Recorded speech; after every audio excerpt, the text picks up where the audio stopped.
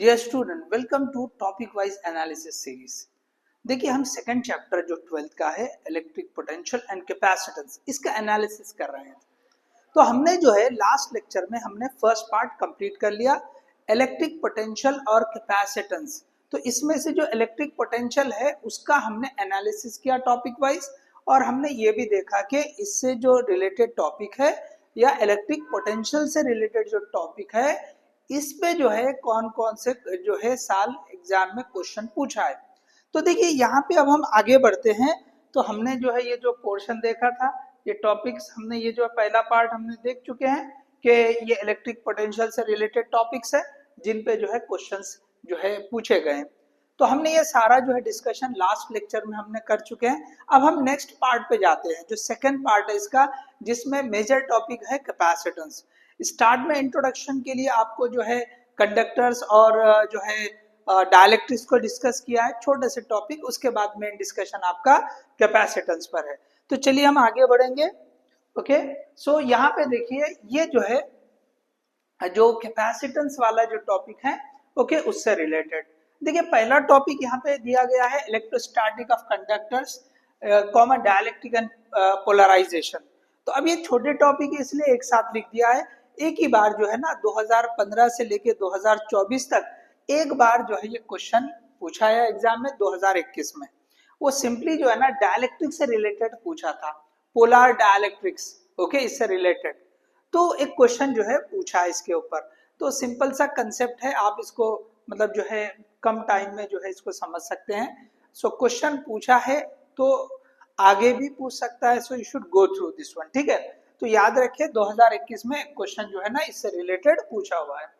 अब इसके बाद देखिए जो बेसिक होता है कैपेसिटेंस का ओके एकदम स्टार्ट में कैपेसिटर का जो फॉर्मूला या डेफिनेशन होती है उससे रिलेटेड बेसिक पे कुछ भी नहीं पूछा है।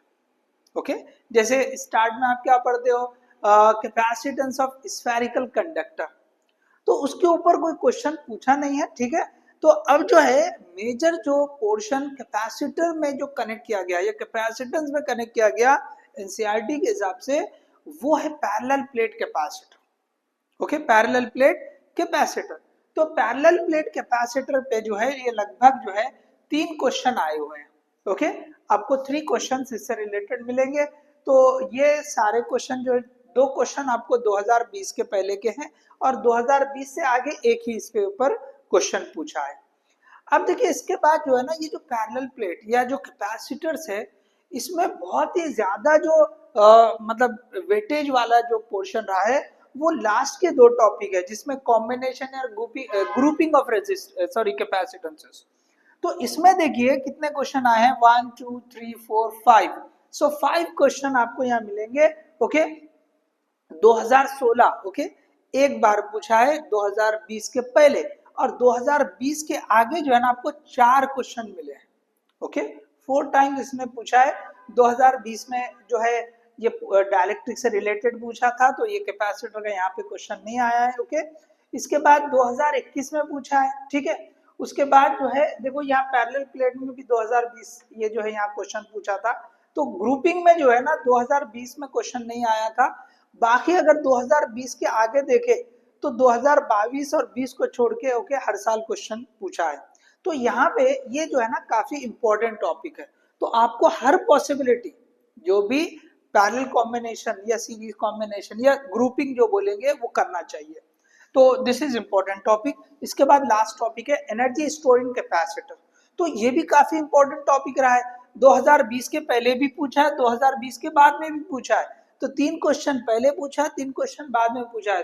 Total 6 question okay are asked okay in this topic. Energy store में 6 क्वेश्चन है। सो बहुत ही ज्यादा ओके ये जो लास्ट 2 टॉपिक्स है। अब देखिए इन 2 टॉपिक में 11 क्वेश्चन है और ऊपर के इन टॉपिक्स में 4 क्वेश्चन है।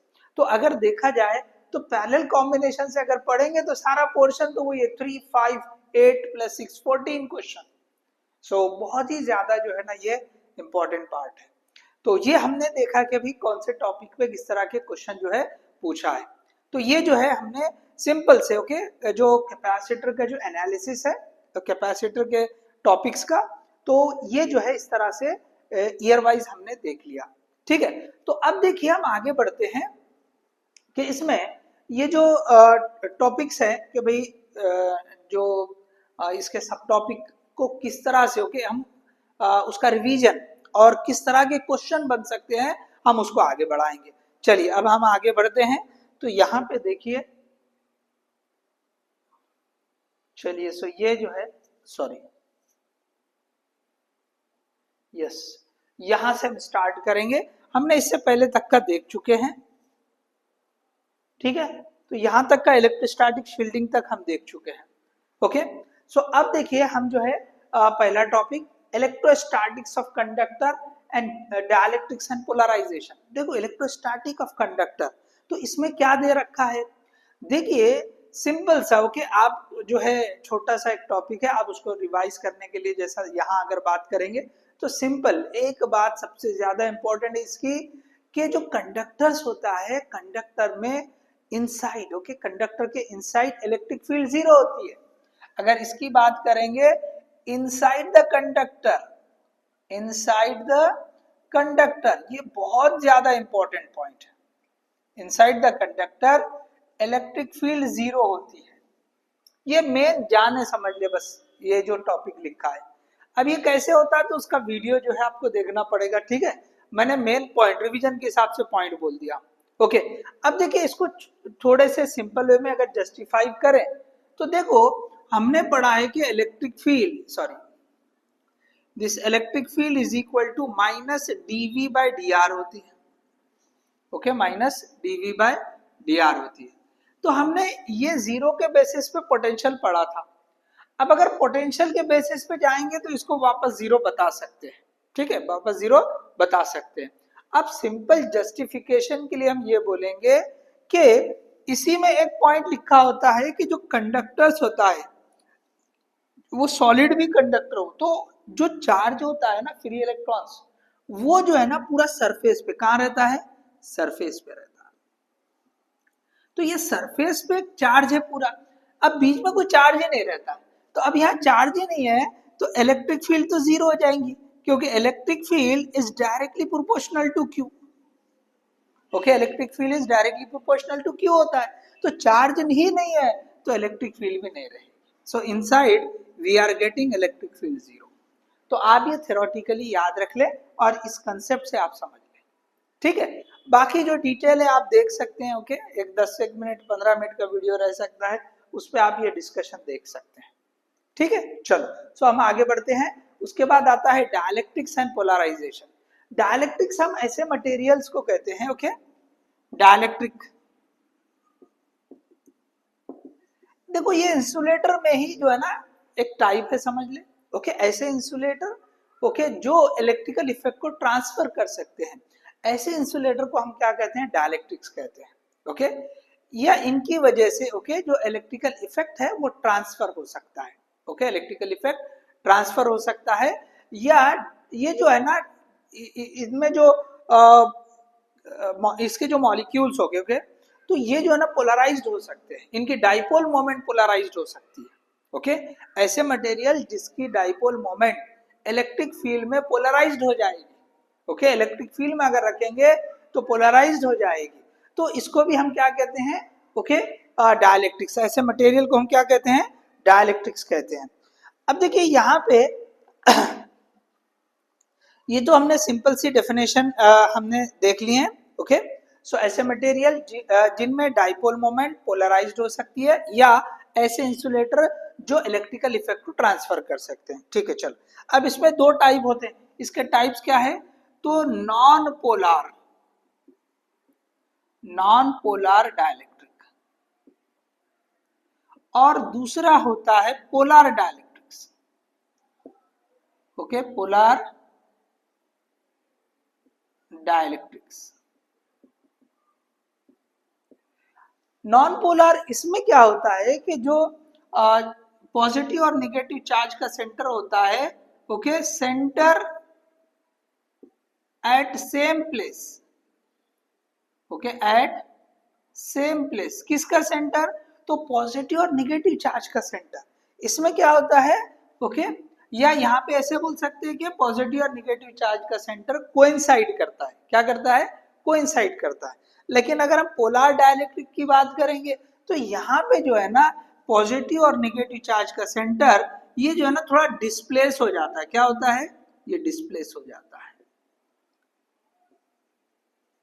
Centre of positive and negative charge are not at the same place. Okay, at the same place. वो जो है सेम प्लेस पे नहीं होते हैं, बस ये याद रख लें। पोलर डाइलेक्ट्रिक ओके जिसमें पॉजिटिव और निगेटिव चार्ज जो है सेम प्लेस पे नहीं होते, इस तरह का मॉलिक्यूल रहेगा और यहाँ पे जो है इस तरह का रहेगा। ठीक है, मतलब चार्ज का जो सेंटर है चाहे वो पॉजिटिव चार्ज हो या निगेटिव चार्ज हो, नॉन पोलर में सेम प्लेस पे रहेगा। ओके, अब सेम प्लेस पे है तो देखो यहाँ पे डाइपोल मोमेंट जो होगी, okay dipole moment P will be zero. क्या हो जाएगी? जीरो हो जाएगी। ओके, डाइपोल मोमेंट क्या हो जाएगी? जीरो हो जाएगी। क्यों? तो हमको पता है डाइपोल मोमेंट का फॉर्मूला क्या होता है। Okay, P is equal to Q into 2D। तो ये जो distance between the two charges है पॉजिटिव निगेटिव, ये तो जीरो हो जा रहा है। Zero multiply by q zero हो जाएगा। ठीक है, तो यहाँ पे जो है जीरो होती है। अच्छा, यहाँ पे देखो एक बात याद रखो, जो एग्जाम में पूछा था, मैंने जो बताया था कि भाई 2020 या 21 में जो क्वेश्चन पूछा था इससे रिलेटेड, तो ये पूछा था कि पोलर डाइलेक्ट्रिक के बारे में। तो पोलर डाइलेक्ट्रिक में क्या होता है, इंडिविजुअल मॉलिक्यूल इंडिविजुअल मॉलिक्यूल इसकी जो डाइपोल मोमेंट होती है, परमानेंट डाइपोल मोमेंट होती है, इसको डाइपोल मोमेंट रहेगी। इसकी डायरेक्शन कैसी रहेगी? तो हमें पता है कि डाइपोल मोमेंट नेगेटिव से पॉजिटिव की तरफ होती है। समझ में आ रहा है? तो यहाँ पे इस केस में इंडिविजुअल मॉलिक्यूल के लिए परमानेंट डाइपोल मोमेंट होती है, परमानेंट डाइपोल मोमेंट होती है। इसी पे क्वेश्चन था, यही आंसर था उसका। अलग अलग ऑप्शन दिए थे, उसने ये ऑप्शन सही जो है ना ये वाला पॉइंट था। अब देखिए, अगर हमने एक इंडिविजुअल या सिंगल मॉलिक्यूल के बजाय सब्सटेंस ले लिया, ओके जैसे हमने कुछ पोर्शन ले लिया, चलिए ये आप बताइए, इधर का हम रब कर देते हैं। ओके, ये रब कर देंगे, चलो ठीक है। अब देखिए, अगर हमने एक पोर्शन ले लिया, अगर हमने इस तरह से ये पोर्शन ले लिया, ये इस तरह से, ठीक है। अब इस पोर्शन में ये जो मॉलिक्यूल होते हैं ना, ये ऐसे होते हैं, रैंडमली होते हैं, ये ऐसे किसी भी डायरेक्शन में होते हैं, ऐसे कहीं भी ऐसे जो है ना रैंडम डायरेक्शन में रहेंगे, ये इस तरह से रहेंगे। तो इन सब का जो सम होगा, ओके रैंडमनेस का एवरेज या सम क्या आता है, तो जीरो आ जाता है। तो यहाँ पे ओके नेट डाइपोल मोमेंट जो होती है वो जीरो होती है, लेकिन इंडिविजुअल मॉलिक्यूल की क्या होती है, होती है ओके उसकी डाइपोल मोमेंट रहेगी, नॉन जीरो रहेगी। Here it is non zero, इसलिए बोला गया इसके पास परमानेंट डाइपोल मोमेंट होती है इंडिविजुअल मॉलिक्यूल। ये कंसेप्टिव पॉइंट है, यहाँ पे आपको कंफ्यूज कर सकता है, तो इसको क्लियर समझे कि भाई इंडिविजुअल मॉलिक्यूल की बात करेंगे तो permanent dipole moment non zero होती है, या डाइपोल मोमेंट नॉन जीरो होती है, उसको हम बोलेंगे परमानेंट होती है, उसके पास रहती ही है। लेकिन अगर हम एक कुछ पोर्शन की बात करें, ओके डाइलेक्ट्रिक मटेरियल की बात करें, तो उसमें नेट डाइपोल मोमेंट जीरो हो जाती है। क्लियर है सबको? अच्छा, अब एक पॉइंट और इसमें ऐड कर सकते हैं, अगर इन मटेरियल को चाहे वो नॉन पोलर हो या पोलर हो, इसको अगर हम ओके इलेक्ट्रिक फील्ड में रखते हैं, ओके इलेक्ट्रिक फील्ड में रखते हैं, तो ये जो डाइपोल मोमेंट है वो पोलराइज्ड हो जाती है। ओके क्या हो जाती है? पोलराइज्ड हो जाती है। सो डाइपोल मोमेंट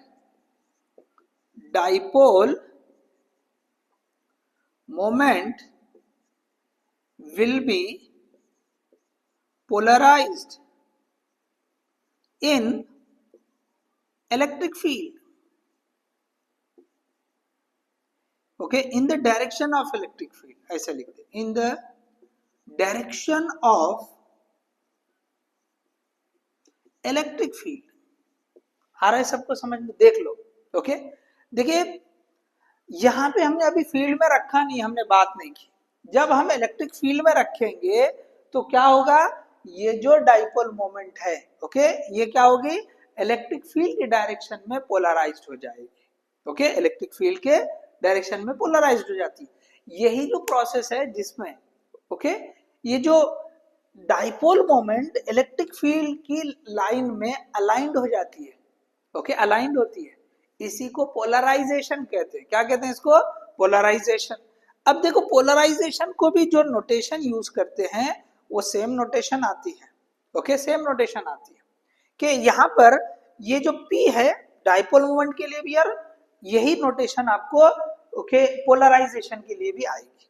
ठीक है, चलिए अब एक बात मैं और बताते चलता हूं, ये रब कर दो ये वाला। ठीक है, चलो ये रब कर देते हैं। अब देखिए थोड़ा सा एक कंपैरिजन मैं कंडक्टर्स के साथ बता देता हूं। देखो कंडक्टर्स में ओके, कंडक्टर्स में ओके अगर ये कंडक्टर को हमने इस तरह से रख दिया, इलेक्ट्रिक फील्ड में रख दिया, ये इलेक्ट्रिक फील्ड। अब इसके ज्यादा डिटेल में नहीं जाएंगे, इसके लिए हमने पढ़ा कि अंदर जो है ये जो नेट होगी दैट विल बी जीरो, अंदर नेट फील्ड जीरो हो जाएगी। अब देखो यहाँ पे मतलब ये जीरो कैसे होगी? इसके अंदर इलेक्ट्रिक फील्ड जो इंड्यूस होगी वो एग्जैक्टली इसके बराबर और ऑपोजिट डायरेक्शन में होती है, वो दोनों कैंसिल होके जीरो हो जाती है। अब अगर ये जो है कंडक्टर्स के लिए होता है, ये किसके लिए हो रहा है? कंडक्टर्स के लिए हो रहा है। यही अगर हम जो है ना डाइलेक्ट्रिक के लिए देखें, ओके ये जो हम डाइलेक्ट्रिक के लिए देखते हैं, तो डाइलेक्ट्रिक में क्या होता है कि भाई ये फिर से हमने ये इलेक्ट्रिक फील्ड में रखा, जैसे ये वाले को रखा था कंडक्टर को। अब यहाँ पे E net it is not equal to zero. क्यों? तो यहाँ जो अंदर इंड्यूस होती है ना वो थोड़ा कम होती है। यहाँ पे क्या होती है एग्जैक्टली देखो ये ई इंड्यूस, ये जो है ना ई इंड्यूस जो होती है दैट इज इक्वल टू ई, तो ये इंड्यूस अपोजिट डायरेक्शन में हो रही है, ठीक है ना, और ये दोनों एक दूसरे को कैंसिल करते हैं। यहाँ पे ऐसे नहीं होता, ये ई इंड्यूस जो होती है ना, E induce it is less than E, तो कुछ ना कुछ आपको इस डायरेक्शन में आपको जो है इलेक्ट्रिक फील्ड मिलेगी। सो डाइलेक्ट्रिक में इनसाइड टोटली जो इलेक्ट्रिक फील्ड जो है ना वो कैंसिल नहीं होती है, जीरो नहीं होती है। सो this is also very important point, concept की पॉइंट है कि कंडक्टर में इनसाइड जो है इलेक्ट्रिक फील्ड जीरो हो जाती है लेकिन डाइलेक्ट्रिक में जीरो नहीं होती है। ठीक है, तो चलिए हमने ये भी समझ लिया। और ये जो डाइपोल मोमेंट इलेक्ट्रिक फील्ड की लाइन में, जैसे मैं यहाँ पे बताता हूँ, चलो दूसरे कलर से ये ऐसे बता देते हैं। चलिए इसको रब करूं मैं, ये इसको रब कर देते हैं, चलो इसी को बता देंगे। ठीक है, ये बिना फील्ड के जीरो थी। अब अगर यहाँ पे फील्ड लगा दी हमने, सपोज यहाँ पे हमने ऐसे फील्ड लगा दी, ओके अब जो है ना ये जो डाइपोल मोमेंट होती है इट इज नॉन जीरो। देखो मैंने चेंज कर दिया है, जब ये इलेक्ट्रिक फील्ड में लगा है तो क्या होता है कि ये जो जितने भी ये जो रहेंगे ओके तो इन्हों क्या करते हैं इसकी डायरेक्शन में, डाइपोल मोमेंट कैसा होता है ये ऐसे अलाइन हो करते हैं, ये माइनस ये प्लस, ये सब जो है ना ऐसे अलाइन होने की कोशिश करते हैं, इस तरह से अलाइन होने की कोशिश करते हैं। चलिए मैंने कुछ ये एग्जाम्पल के तौर पे यहाँ पे मैंने आपको ड्रॉ करके बता दिया, इस तरह से होंगे सबकी डाइपोल मोमेंट जो है ना इस इलेक्ट्रिक फील्ड की डायरेक्शन में हो जाती है, ये अलाइंड हो जाती है। इसी को क्या कहते हैं हम? पोलराइजेशन। ओके इसी को क्या कहते हैं हम? पोलराइजेशन। चले अब देखिए इसमें जो है ना आपको एग्जाम्पल मॉलिक्यूल वगैरह की भी हो सकते हैं, आप जो है ना जो डिटेल आप थ्योरी पढ़ते हो क्लास में तो आप उसको थोड़ा गो थ्रू हो जाइए, मैंने रिवाइज करने के हिसाब से यहाँ पे कुछ चीजों को बता दिया है। अब देखिए ये जो पोलराइजेशन होती है ओके इसको रब करता हूं मैं। जो पोलराइजेशन हमने बोला, पोलराइजेशन किसको बोला है? देखिए जो फील्ड जो अलाइन हो जा रही है, सॉरी डाइपोल मोमेंट फील्ड की डायरेक्शन में अलाइन हो जा रही है उसको हम पोलराइजेशन बोलते हैं। तो ये जो पोलराइज्ड हो जा रहे हैं ये किस पे डिपेंड करती हैं? So it is directly proportional to external field. तो यहां पे हम लिखेंगे this polarisation, polarisation this is also denoted by P, so P is directly proportional to ये external field E। अब इसको लिखते हैं हम P is equal to ये K times E। क्या लिखते हैं हम? K times E। तो अब देखिए यहाँ पर ये जो K है okay this is called as susceptibility, electrical susceptibility। okay it is electrical susceptibility। तो अगर कोई जो है मटेरियल इलेक्ट्रिकली ससेप्टिबल है, तो जितना ज्यादा इलेक्ट्रिकली ससेप्टिबल होगा, मतलब ये की वैल्यू जितना ज्यादा होगी उतना ज्यादा पोलराइजेशन होगा। ओके, मतलब इसकी जो डाइपोल मोमेंट उतना ज्यादा पोलराइज्ड हो जाएगी। ज्यादा पोलराइज होने का मतलब क्या है कि अब ये बहुत ज्यादा अलाइंड हो जाएगी। ठीक है, तो ये उसका मतलब होता है। चलिए अब देखिए इसके बाद एक रिलेशन आपको पूछता है कि जो डायलेक्ट्रिक कांस्टेंट होता है उसका रिलेशन ओके की के साथ। देखिए ये जो है ना 1 प्लस की ऐसा भी लिखा होता है, लेकिन वो जो है ओके सही जो अभी नई एनसीईआरटी के हिसाब से अगर देखेंगे आपको, तो आपको ये मिलेगा 1 प्लस की टाइम्स ओके एप्सिलॉन। ये की जो है ग्रीक लेटर है, तो ये जो है electrical susceptibility. Okay, electric susceptibility ऐसे आप याद रखें। ठीक है, तो ये जो है ना टॉपिक थोड़ा सा बड़ा है। ठीक है, लेकिन इसके ऊपर जो है ना क्वेश्चन एक ही बना है, वो जैसे मैंने आपको बताया था पोलर डायलेक्ट्रिक। तो जो आपके क्लास नोट्स रहते हैं उसमें और भी डिटेल रहेगी, आप उसको देखें। सो आई थिंक सारे पॉइंट जो है ना वो रिवाइज हो गए। ओके, हमने जो है ये electrostatics of conductor okay main 2 point जैसे मैंने बोला था। ओके, किस तरह से इलेक्ट्रिक फील्ड जीरो होती है कंसेप्चुअली सिंपल वे में बता दिया मैंने। ओके, इसके बाद जो है डायलेक्ट्रिक और पोलराइजेशन को भी हमने यहाँ डिस्कस कर लिया है। ठीक है, तो चलो अब आगे बढ़ते हैं हम। अब आता है मेन टॉपिक हमारा कैपेसिटेंस। ठीक है, चलिए सबको क्लियर है, ये समझ में आ गया ये। चलो आगे बढ़ेंगे। तो अब हम जो है ना ये जो कैपेसिटर एंड कैपेसिटेंस, तो यहां पे एकदम स्टार्ट में ओके स्टार्ट में आपको जो डिस्कस किया है स्फेरिकल कंडक्टर से रिलेटेड डिस्कस किया। ठीक है, स्फेरिकल कंडक्टर से। चलिए, तो यहां पे अब हम जो है ना ये टॉपिक पे आ रहे हैं। देखो कैपेसिटर एक ऐसा टॉपिक सॉरी एक ऐसा डिवाइस है। ओके, अब अगर हम बात करें कि भाई है क्या ये, तो ये जो है ना एक इलेक्ट्रिकल कंपोनेंट या छोटा सा डिवाइस बोल दे, एक्चुअली कंपोनेंट ही है जो इलेक्ट्रोस्टैटिक एनर्जी को स्टोर करता है, इलेक्ट्रोस्टैटिक एनर्जी को स्टोर करके एक साथ दे देता है। ओके, जैसे कहीं पे अगर स्टार्ट करने के लिए ज्यादा एनर्जी की जरूरत है तो वहां पे ये कैपेसिटर यूज होता है। तो ये क्या करेगा, एनर्जी को स्टोर करता है और एक साथ दे देता है, तो जिससे जो है वो ज्यादा जो एनर्जी की रिक्वायरमेंट है वो पूरी हो जाती है। अब देखिए बैटरी में और इसमें क्या फर्क है, बैटरी के अंदर भी तो चार्ज होता है और ये भी चार्ज के फॉर्म में ही जो एनर्जी को स्टोर करता है। तो ये दोनों में फर्क क्या है, एनर्जी स्लो स्लो स्लो आपको चार्ज देते चलती है।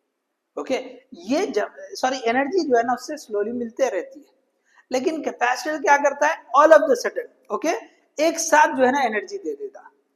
तो जहां पर रिक्वायरमेंट ज्यादा एनर्जी की होती है, कई सारी जगह पे स्टार्टअप करने के लिए एनर्जी ज्यादा चाहिए, तो ऐसी जगह पे ये कैपेसिटर यूज होता है।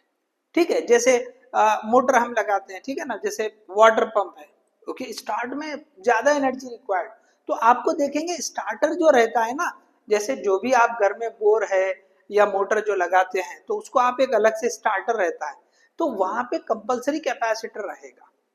ओके, क्योंकि स्टार्टअप एनर्जी ज्यादा चाहिए, ज्यादा पावर चाहिए। ठीक है, चलिए अब देखिए यहाँ पे जो डिस्कस किया गया, जैसे मैंने बोला इसके ऊपर कुछ भी क्वेश्चन नहीं पूछा, लेकिन आपको पढ़ना क्या है, टॉपिक क्या दिया है, तो इसमें दिया है ओके ये जो कैपेसिटेंस है बेसिक फार्मूला जो आप स्कूल लेवल पे पढ़ते हैं, C is equal to q by v, C is equal to q by v. अब देखिए इसको ऐसे भी लिखा जाता है कि भाई ये जो है वोल्टेज मतलब चेंज इन वोल्टेज होता है, चेंज इन पोटेंशियल, तो आप इसको ऐसा लिख सकते हैं। ठीक है ना, तो यहाँ पे एक पॉइंट याद रखें, सबसे पहले मैं ग्राफ के बारे में बोल देता हूं। देखो ये जो है ना ये Q और ये V, तो ये चेंज इन Q और ये इस तरह से आप बता सकते हैं। ठीक है, तो ये जो है ना ये स्लोप वाली क्वांटिटी बन रही है। देखो ऊपर जो है ना y वाली क्वांटिटी, नीचे x वाली क्वांटिटी, रेशो आ रही है। ओके, तो रेशो से हमको कौन सी क्वांटिटी मिलती है, स्लोप वाली। तो अगर ये जो अगर पूछा जाए capacitance, so it is the slope of q v graph. देखो कहीं से भी जो है ना कोई चीज को जो है ना कनेक्ट कर दे सकता है, तो आपको क्यूवी ग्राफ की स्लोप ज्ञात हुई, तो कभी पढ़े ही नहीं, कहीं पे होगा भी नहीं। लेकिन क्यूवी ग्राफ की स्लोप अगर हम इस तरह से देखें, so that we are getting capacitance. क्या होती है वो? कैपेसिटेंस होती है। अब देखिए सबसे पहले, अब यहाँ पे जो फॉर्मूला बनता है, ओके, तो यहाँ पे पहला जो है ना, ये इंट्रोडक्शन के लिए स्फेरिकल कंडक्टर लिया। क्या लिया उसने? Spherical conductor. Okay, spherical conductor, जैसे अर्थ है स्फेरिकल कंडक्टर। तो अगर स्फेरिकल कंडक्टर ले लिया हमने, सपोज इसका रेडियस ये जो है ना आर है, it is having the r radius, ठीक है।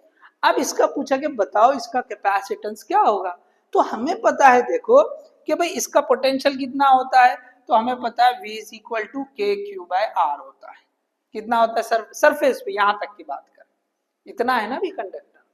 तो ये जो है कहीं पर भी, यहां से यहां कहीं पर भी क्या होता है? कांस्टेंट होता है कंडक्टर में। कहीं पर भी आप देखें तो क्या होता है? कांस्टेंट होता है टिल सरफेस। ये हमने पढ़ा है, ओके, लास्ट लेक्चर में हमने रिवाइज किया, जो टॉपिक रिवीजन में हमने देखा है। तो ये जो केस है, इसमें वोल्टेज कितना हो रहा है? के क्यू बाय आर। तो सिंपली यहाँ पे C इज इक्वल टू, ये ऊपर लिखा है Q, नीचे लिखा है के क्यू बाय आर, तो Q से Q कैंसल, ये आ गया R बाई के। तो ये K क्या है? इलेक्ट्रोस्टैटिक कांस्टेंट है। आप इसको ऐसे भी लिख सकते हैं, this is R by k. तो यहाँ पे लिखता हूं मैं आपके सामने एक result, C is equal to ये R डिवाइड बाई के। तो अगर आपको स्फेरिकल कंडक्टर पूछे, बस ये फॉर्मूला याद रख लो कि भाई आपको ये सारी चीजें वर्कआउट नहीं करनी है ऐसी, ओके, ऐसी वर्कआउट नहीं करने की। इसके जो इससे रिलेटेड जो क्वेश्चन बनेंगे वो भी बताता हूँ। चलो पहले ये देख लिया, C is equal to r by k, समझ में आ गया, ओके। चलो इसको एक तरह से ऐसा भी लिख सकते हैं ना भाई, के या के ई, ये क्या होता है? हमने बोला इसको electrostatic constant. So r divide by 1/4 pi epsilon naught free space के लिए, तो C इज इक्वल टू ये हो जाएगा 4 pi epsilon naught into r. तो आप ऐसा भी लिख सकते हैं। तो आपके पास दो फॉर्मूले आ गए स्फेरिकल कंडक्टर के, ठीक है। अब इसके ऊपर क्वेश्चन आप जो है ना, जैसे डायरेक्टली हमने एक एग्जांपल जनरली या बहुत सारे लोग करवाते हैं कि भाई जो अर्थ है उसका कैपेसिटेंस कितना होगा बताओ। तो सिंपली ये सारी चीजें आपके पास है, 4 पाई एप्सिलॉन नॉट, या आप जो है ना ये ले लो, के ई का वैल्यू 9 इंटू 10 की पावर 9 फ्री स्पेस के लिए, और आर की वैल्यू रख दो, radius of the earth, solve कर लो, आ जाएगा। आ रहा है समझ में? तो इस तरह से आप कर सकते हो। इसी तरह जैसे एक क्वेश्चन अर्थ का हो गया, एक क्वेश्चन और दे सकता है कि वो ये पूछेगा कि छोटे छोटे जो है ना, जैसे कई सारे स्फीयर है, ओके, जैसे ड्रॉप्स होते हैं, उन सारे ड्रॉप को या उन स्फीयर को, ओके, स्मॉल स्फीयर को मिला के एक बड़ा स्फीयर बना दिए। अब बोलेगा कि बताओ बड़े वाले स्फीयर का कैपेसिटेंस क्या होगा। छोटे वाले के स्फीयर की इंफॉर्मेशन दे देगा, और आपको जो है ना बड़े वाले जो स्फीयर बनेगा उसके लिए आपको बोलेगा कि बताओ कि भाई इसका कैपेसिटेंस क्या होगा। अब देखिए यहाँ पर, ओके, यहाँ पे क्या करता है जनरली, जो एग्जाम्पल देता है, ओके, जो एग्जाम्पल देगा वो आपको क्यूब जैसे दे देगा, ठीक है। चलो मैं यहाँ पे बताता हूँ, ये क्लियर है, सिंपल सा पॉइंट है, देखो बेसिक फॉर्मूले से ही बताया। अब इस पर क्वेश्चन जो बनते हैं मैं उसको डिस्कस कर रहा हूँ। देखो सबसे इंपॉर्टेंट यही है कि टॉपिक के ऊपर क्वेश्चन कौन कौन से बनते हैं ये आपको क्लियर। अगर ये आपको समझ में आ गया तो मैं बताता हूँ आपको, कम क्वेश्चन की प्रैक्टिस में भी आप मार्क्स अच्छे ला सकते हैं। ये आप सोचो, टॉपिक क्लियर होना कि भाई इससे रिलेटेड किस तरह का क्वेश्चन बन सकता है, आपकी प्रैक्टिस या आपकी जो है ना अंडरस्टैंडिंग उस लेवल पे जाना चाहिए। तो आपको जब क्लियर होगा कि हाँ ये वाला क्वेश्चन अब सेम जैसे रिपीट हो रहा है, तो आपको समझ में आ जाएगा हाँ नहीं ये जरूरत नहीं है हमको करने की, ये तो हमें आता है एग्जैक्टली, ओके। तो आप टॉपिक पे ऊपर से किस तरह क्वेश्चन बन सकते हैं, तो एक बता दिया मैंने कि भाई अर्थ वाला एग्जाम्पल, ओके, अर्थ का कैपेसिटेंस कितना होगा। इसी तरह दूसरी पॉसिबिलिटी ये बन सकती है, इस तरह से आपको ड्रॉप दे दें, ठीक है, ऐसे ड्रॉप दे दें, और इससे जो है ना एक बड़ा ड्रॉप बन जा रहा है, इसका रेडियस दे देगा स्मॉल आर, इसका रेडियस दे देगा कैपिटल आर। तो अब जो है ना इसका कैपेसिटेंस पूछेगा कि बताओ कितना है, यहाँ पे आपको रेडियस और जो है ना चार्ज ये वगैरह दे देगा। तो आप यहाँ पे क्या करोगे, ओके। चलिए अब जो है ना आप ये बेसिक पूरा जो है ना ये जो कन्वर्जन है, जो इलेक्ट्रिक पोटेंशियल में भी ऐसा क्वेश्चन बनता है, तो हम क्या करते हैं वहां पे, हम रेडियस वाला जो कंसेप्ट है वो यूज करते हैं। तो रेडियस वाला कंसेप्ट, ये आर की पावर, ओके, ये स्मॉल r की पावर 1/3। ओके, आप जो है ना इस तरह का जो है यूज कर सकते हैं, लेकिन ये काफी लेंदी हो जाएगा, ठीक है ना, आप इसे कर सकते हैं। Okay, okay, r is equal to, ये स्मॉल r से रिलेट करेंगे 2 की पावर, तो यहाँ सॉरी 2 नहीं n लेंगे। ओके, कितने ड्रॉप्स है उसके हिसाब से ले लेंगे। सो व्हाट विल गेट, ये n की पावर 1/3। तो यहाँ पे हमेशा याद रखिए ये जो नंबर ऑफ स्मॉल ड्रॉप्स देगा ना वो क्यूब वाला ही देगा। ओके, क्योंकि यहाँ पे देखो ये इसकी पावर 1/3 तो आपको क्यूब रूट लेने में आसानी रहेगी। एग्जाम्पल देख ले, आपको 27 ड्रॉप्स का देगा, 64 ड्रॉप्स का देगा, 125 ड्रॉप्स का देगा, या मैंने यहाँ पे जैसे कितने बना 8, तो 8 भी क्यूब है, सो 2 की पावर 3। तो ये जो है रिलेशन आप यूज कर सकते हैं। ओके, ये रिलेशन आप यूज कर सकते हैं जिससे आपको ये रेडियस आ जाएगा। बस ये आ गया तो आपको क्या करना है, ये c जो है ना r/ke से कर लेना है। ठीक है, हर एक के लिए अलग अलग से फाइंड आउट करने की जरूरत नहीं है, सिंपली ये फॉर्मूला यूज कर लो। रेडियस आपके पास आ गया तो लिख दो c, इसके लिए c लिख दो। ओके, बड़े ड्रॉप का कैपेसिटेंस c है सपोज, तो ये r/, ये ke, बस ये रख लो ये वाली वैल्यू से। ओके, सॉल्व कर लो। तो ये दूसरी पॉसिबिलिटी हुई क्वेश्चन की। ठीक है, तो स्फेरिकल कंडक्टर से इस तरह या तो सिंपली एक अर्थ का एग्जांपल देके पूछ सकता है, या ऐसे छोटे ड्रॉप्स देकर आपको क्वेश्चन पूछा जा सकता है। ठीक है, क्लियर होगा सबको। तो ये जो है ना ये बेसिक जो टॉपिक है इसके ऊपर, तो जैसे बोला कि इसके ऊपर कोई क्वेश्चन पूछा नहीं है, लेकिन आपको एक एक दो दो एग्जाम्पल जैसे बताया मैंने ये करना ही चाहिए। ओके, ये तो आपको करना ही है, ये आपको पोटेंशियल से रिलेटेड भी है, इस पे आपको क्वेश्चन जो है ना पोटेंशियल के लिए भी पूछ सकता है, पोटेंशियल के लिए पूछेगा, इलेक्ट्रिक फील्ड के लिए भी पूछ सकता है।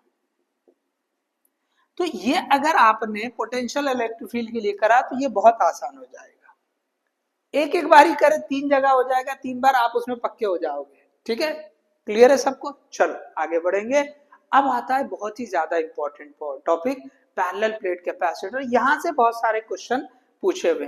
अब देखो पैरेलल प्लेट कैपेसिटर में आपको जो फॉर्मूला यूज होता है, चलिए रब कर दो इधर का, हो गया, ये सारी चीजें क्लियर है। ठीक है, तो आपने ये क्वेश्चन करना है, एक क्वेश्चन कंपलसरी करना, एक क्वेश्चन पोटेंशियल और इलेक्ट्रिक फील्ड के लिए भी करना। ठीक है, इस जैसा ऐसे ड्रॉप लेके एक बड़ा ड्रॉप बन रहा, उसकी वजह से पोटेंशियल कितना आएगा, उसकी वजह से इलेक्ट्रिक फील्ड कितनी आएगी। ठीक है, चलो ये आगे बढ़ते हैं। अब देखिए जो parallel plate capacitor, okay, parallel plate capacitor, तो फॉर्मूला तो आपको पता ही है। देखो यहाँ पे जो है ना, जैसे मैं ऐसे बता देता हूँ, चलो एग्जैक्टली नहीं बनाता हूँ, सिंबल की तरह बना देता हूँ जो प्लेट्स होते हैं। तो ये देखिए एक प्लेट पे यहाँ पे ये जो है प्लस सिग्मा और यहाँ पे माइनस सिग्मा। ठीक है, प्लस और माइनस सिग्मा आपके पास जो है ना ये जो है डेंसिटी रहेगी। ठीक है, तो या इसको ऐसे बताए जैसे भी है। ओके, आप प्लेट्स को कैसे भी बताए उससे फर्क नहीं पड़ता। तो मैंने एक पे पॉजिटिव रहेगी, एक पे नेगेटिव रहेगी, ये क्लियर रहना चाहिए। तो ये पूरी प्लेट है, लाइन नहीं है, पूरी प्लेट है। ठीक है, तो ये वाले केस में देखो कहीं पर भी अगर हम इलेक्ट्रिक फील्ड देखेंगे तो that will be okay, electric field E is equal to sigma upon epsilon naught होती है। ये आपको पता है, एक की वजह से सिग्मा अपॉन 2 एप्सिलॉन नॉट आएगी, तो डायरेक्शन कैसी रहेगी, अवे रहेगी, लेकिन इसकी वजह से इधर ही अट्रैक्ट होते हुए रहेगी। ठीक है ना, आपको ये पता है कि यहाँ पे इलेक्ट्रिक फील्ड कितनी आती है, सिग्मा अपॉन 2 एप्सिलॉन नॉट। देखो इसकी वजह से ये प्लस सिग्मा की वजह से ये जो है ना सिग्मा अपॉन 2 एप्सिलॉन नॉट, ये कितने आ जाएंगे, सिग्मा अपॉन 2 एप्सिलॉन नॉट। चले अब मैं दूसरे कलर से बताता हूँ। देखो ये रिपेल करेगा ना पॉजिटिव, यहाँ पे हम टेस्ट चार्ज भी पॉजिटिव रखते हैं, टेस्ट चार्ज पॉजिटिव है तो ये इसकी वजह से अट्रैक्ट होगा, तो ये भी इधर ही आएगी, दोनों का मैग्नीट्यूड सेम है, तो यहाँ पर भी सिग्मा अपॉन 2 एप्सिलॉन नॉट, दोनों को ऐड करेंगे, E is equal to sigma upon 2 epsilon naught plus sigma upon 2 epsilon naught, so you will get sigma upon epsilon naught. क्या मिलेगा आपको, सिग्मा अपॉन एप्सिलॉन नॉट मिल जाएगा। ठीक है, चलिए ये कुछ लोगों को डाउट रहता है इसलिए मैंने ये बता दिया है। ठीक है, तो आई होप आप जो है इलेक्ट्रिक फील्ड समझ में आ गए। अब इसका जब डेरिवेशन करेंगे तो फाइनली आपको मिलेगा C is equal to epsilon naught A by D. तो ये फ्री स्पेस या एयर में free space as a dielectric अगर हम ले रहे हैं फ्री स्पेस या फिर एयर, ओके, डाइलेक्ट्रिक मीडियम जो है ना हमने क्या लिया है, फ्री स्पेस या एयर लिया है, जिसमें के का वैल्यू, डाइलेक्ट्रिक कांस्टेंट का वैल्यू क्या आता है, 1 आता है, ठीक है ना। चलो, तो यहाँ पे हमने क्या मान लिया कि बीच में ये एयर है, ओके, तो ये फॉर्मूला आपके पास आ गया। अच्छा, अगर हमने डाइलेक्ट्रिक मीडियम ले लिया, ओके, डाइलेक्ट्रिक मीडियम, तो डाइलेक्ट्रिक मीडियम में क्या होता है, परमिटिविटी एप्सिलॉन हो जाती, तो हम लिखेंगे सी, ये डाइलेक्ट्रिक, ये एयर के लिए लिखा था, इज इक्वल टू ये एप्सिलॉन ए बाई डी। तो एप्सिलॉन क्या होता है, तो ये एप्सिलॉन नॉट इनटू के होता है, तो ए बाई डी, तो इसको आप लिख सकते के epsilon naught A by D. तो आप देखेंगे सी डाइलेक्ट्रिक इज इक्वल टू के टाइम्स ऑफ सी एयर, तो ये सिंपली जो है ना कितने टाइम्स बढ़ गया, के टाइम्स बढ़ गया। और इसको जो ज्यादातर रिप्रेजेंट करते हैं, देखिए उसको सी नॉट लिखा जाता है, ओके, ये सी नॉट, बहुत सारे टेक्स्ट में क्या लिखते हैं, इसको सी नॉट लिखते हैं जब एयर एज ए डाइलेक्ट्रिक रहेगा, ओके, तो उसमें के की वैल्यू क्या हो जाती है, 1 हो जाती है, तो आपको इस तरह से आएगा। तो डाइलेक्ट्रिक का इफेक्ट क्या हो गया यहाँ पे, कि के टाइम्स कैपेसिटेंस बढ़ जा रहे हैं, ओके, कैपेसिटेंस, ये कैपेसिटी ऑफ कैपेसिटर के टाइम्स बढ़ जा रही है, ओके, के टाइम्स यहाँ पे बढ़ जा रही है, तो ये जो है इफेक्ट भी आप याद रखें, ओके। अब देखिए इसमें आप जो है ये दो जो प्लेट्स हैं इनके बीच में कितनी फोर्स एक्ट कर रही है, ओके, इनके बीच में कितनी जो है फोर्स एक्ट करती है, हम ये देखेंगे। चलो इसको रब कर दें इधर वाले को, चलो चलिए ये रब कर देते हैं हम।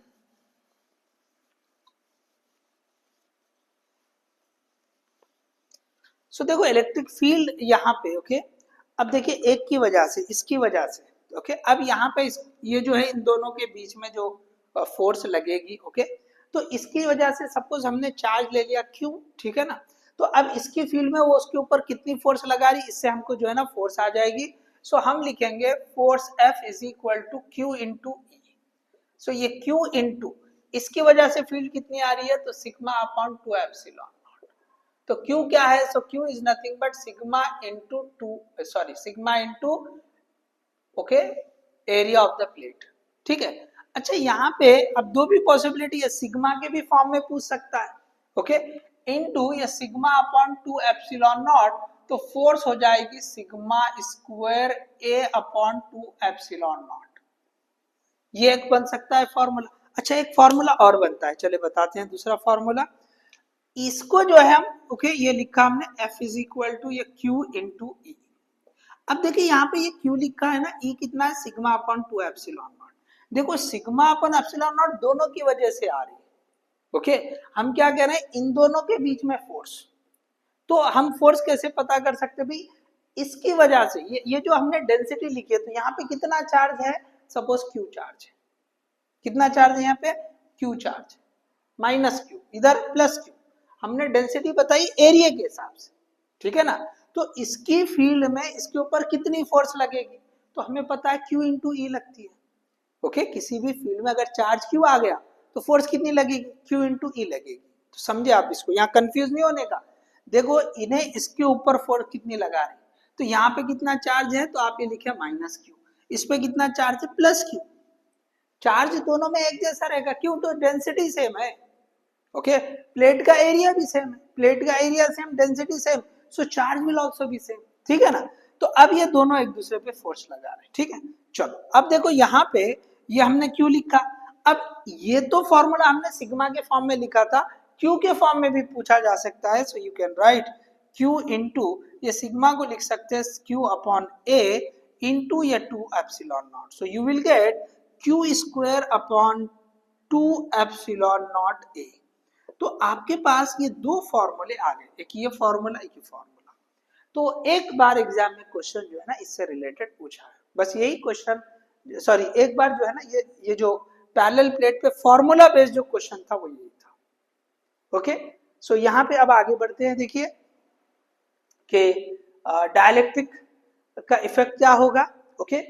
अब देखिए यहाँ पे डाइलेक्ट्रिक का इफेक्ट समझे, तो उसके लिए पहले हम यहाँ पे एक रिलेशन हम देख लेते हैं। देखिए इफेक्ट क्या देखना है, क्योंकि हमने अभी पढ़ा कि अगर हमने डाइलेक्ट्रिक मीडियम ले लिया तो के टाइम्स जो उसका कांस्टेंट होगा के टाइम्स कैपेसिटेंस बढ़ जा रही, के टाइम्स कैपेसिटेंस बढ़ जा रही। तो हमने पूरा ये मीडियम बदला तो ऐसे हो रहा है, पूरा मीडियम ऐसे बदला तो हो रहा है। अगर ऐसा हो कि पूरा मीडियम ने यहाँ पे छोटा सा एक डाइलेक्ट्रिक स्लैब डाल दे तब क्या होगा? तो देखो इस तरह का क्वेश्चन, इस तरह का केस हमने इलेक्ट्रिक फील्ड के वक्त भी पढ़ा था, वैसा ही कंसेप्ट यहाँ पर भी है। चलो हम आप जो है इसको देखते हैं किस तरह होता है। चलो देखिए आपको कंसंट्रेट करना पड़ेगा। देखिए टॉपिक्स जो होते हैं ना थोड़े से ड्राई जैसे रहेंगे, बट यू अंडरस्टैंड के क्वेश्चन हम जो रिवीजन भी करें साथ में टॉपिक पे क्वेश्चन कैसा बनता है वो भी साथ में डिस्कस कर रहे हैं। ओके, तो आपको पेशेंस रख के जो है ना ये देखना पड़ेगा। ठीक है, चलो अब बात करते हैं हम कि इफेक्ट ऑफ डाइलेक्ट्रिक। फिर इससे रिलेटेड क्वेश्चन कौन से बनते हैं वो भी बताते हैं। Effect of dielectric, okay, effect of dielectric. अब देखिए यहां पर ये अगर मैंने ऐसे कैपेसिटर बता दिया, ठीक है, तो ये सपोज हमने डी ले लिया, कितना डिस्टेंस डी, तो यहां पे कैपेसिटेंस सी आ गया epsilon naught A by D. सबको क्लियर है? अब देखिए अगर मुझे डाइलेक्ट्रिक यूज करना है तो जैसे ही मैंने यहाँ पे ये डाइलेक्ट्रिक यूज किया इतना ही डिस्टेंस है ये डी, आप इसको समझे अच्छे से, ठीक है ना। तो यहाँ पे अब ये के मीडियम, यहाँ पे के की वैल्यू 1 थी, मतलब ये एयर है। अब ये डाइलेक्ट्रिक मीडियम, तो हमें पता है कि C इज इक्वल टू के times of epsilon naught A by D, ये हो जाता है। तो हमको जो है ना कैपेसिटेंस नहीं बढ़ाना था, ये कैपेसिटेंस C डैश लिख दिया, हमको कैपेसिटेंस नहीं बढ़ाना है, ठीक है, हमको उतना ही रखना है। तो आपको रिलेशन मिलेगा कि भाई डिस्टेंस एयर में अगर हम लेंगे तो प्लेट्स के बीच में डिस्टेंस क्या आएगा, और अगर डाइलेक्ट्रिक लेंगे तो फिर हमको प्लेट्स के बीच में डिस्टेंस क्या आएगा। तो कैपेसिटेंस अगर सेम रहना तो यहाँ पे के टाइम्स कम हो गई, तो आप क्या करें कि भाई ये जो के है इसको इधर लेकर चले जाए। तो हम यहाँ क्या करेंगे, ये c dash is equal to, okay, ये के कट होना चाहिए, ओके, तो यहाँ पे ओके इसको हम क्या लिख सकते हैं, c dash is equal to epsilon naught a divide by, okay, ये डी बाई के, ओके, ये के को क्या किया हमने डिनोमिनेटर के डिनोमिनेटर में लेके चले गए। तो अब देखो अगर ये सी डैश और सी सेम होना चाहिए, ओके, तो हमको जो है ना ये जो है नीचे ये जो है हमको ये जो डी है, ओके, वो डी कितना होना, ओके, डी बाई के, ये जो है ना के टाइम्स ये भी जो है कम होना चाहिए, इसको हम नाम देंगे डी डैश। इसको क्या नाम दे देंगे, ये डी डैश। तो d dash is equal to d by k, आ रहा है इसमें, d dash is equal to d by k, मतलब ये जो डी है इसको थोड़ा कम करना पड़ेगा, ओके, क्या करना पड़ेगा, कम करना पड़ेगा। चलिए इधर बताते हैं हम, चलिए इसको रब कर देते हैं।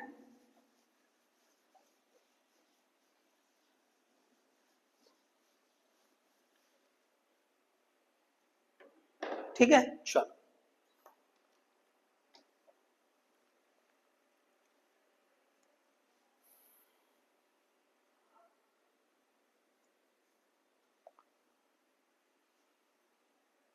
अच्छा, चलिए इसको मैं थोड़ा रब करता हूं, इधर हम देखेंगे, ठीक है। चलो सो अब देखिए हमको जो है ना ये सेम होना, ये दोनों सेम होना चाहिए, ओके, चलो मैं सी और सी डैश सेम होना चाहिए, तो हमको फिर ये दोनों के बीच का रिलेशन जो है आ जाएगा, ठीक है। तो अब देखिए यहां पर ये जो है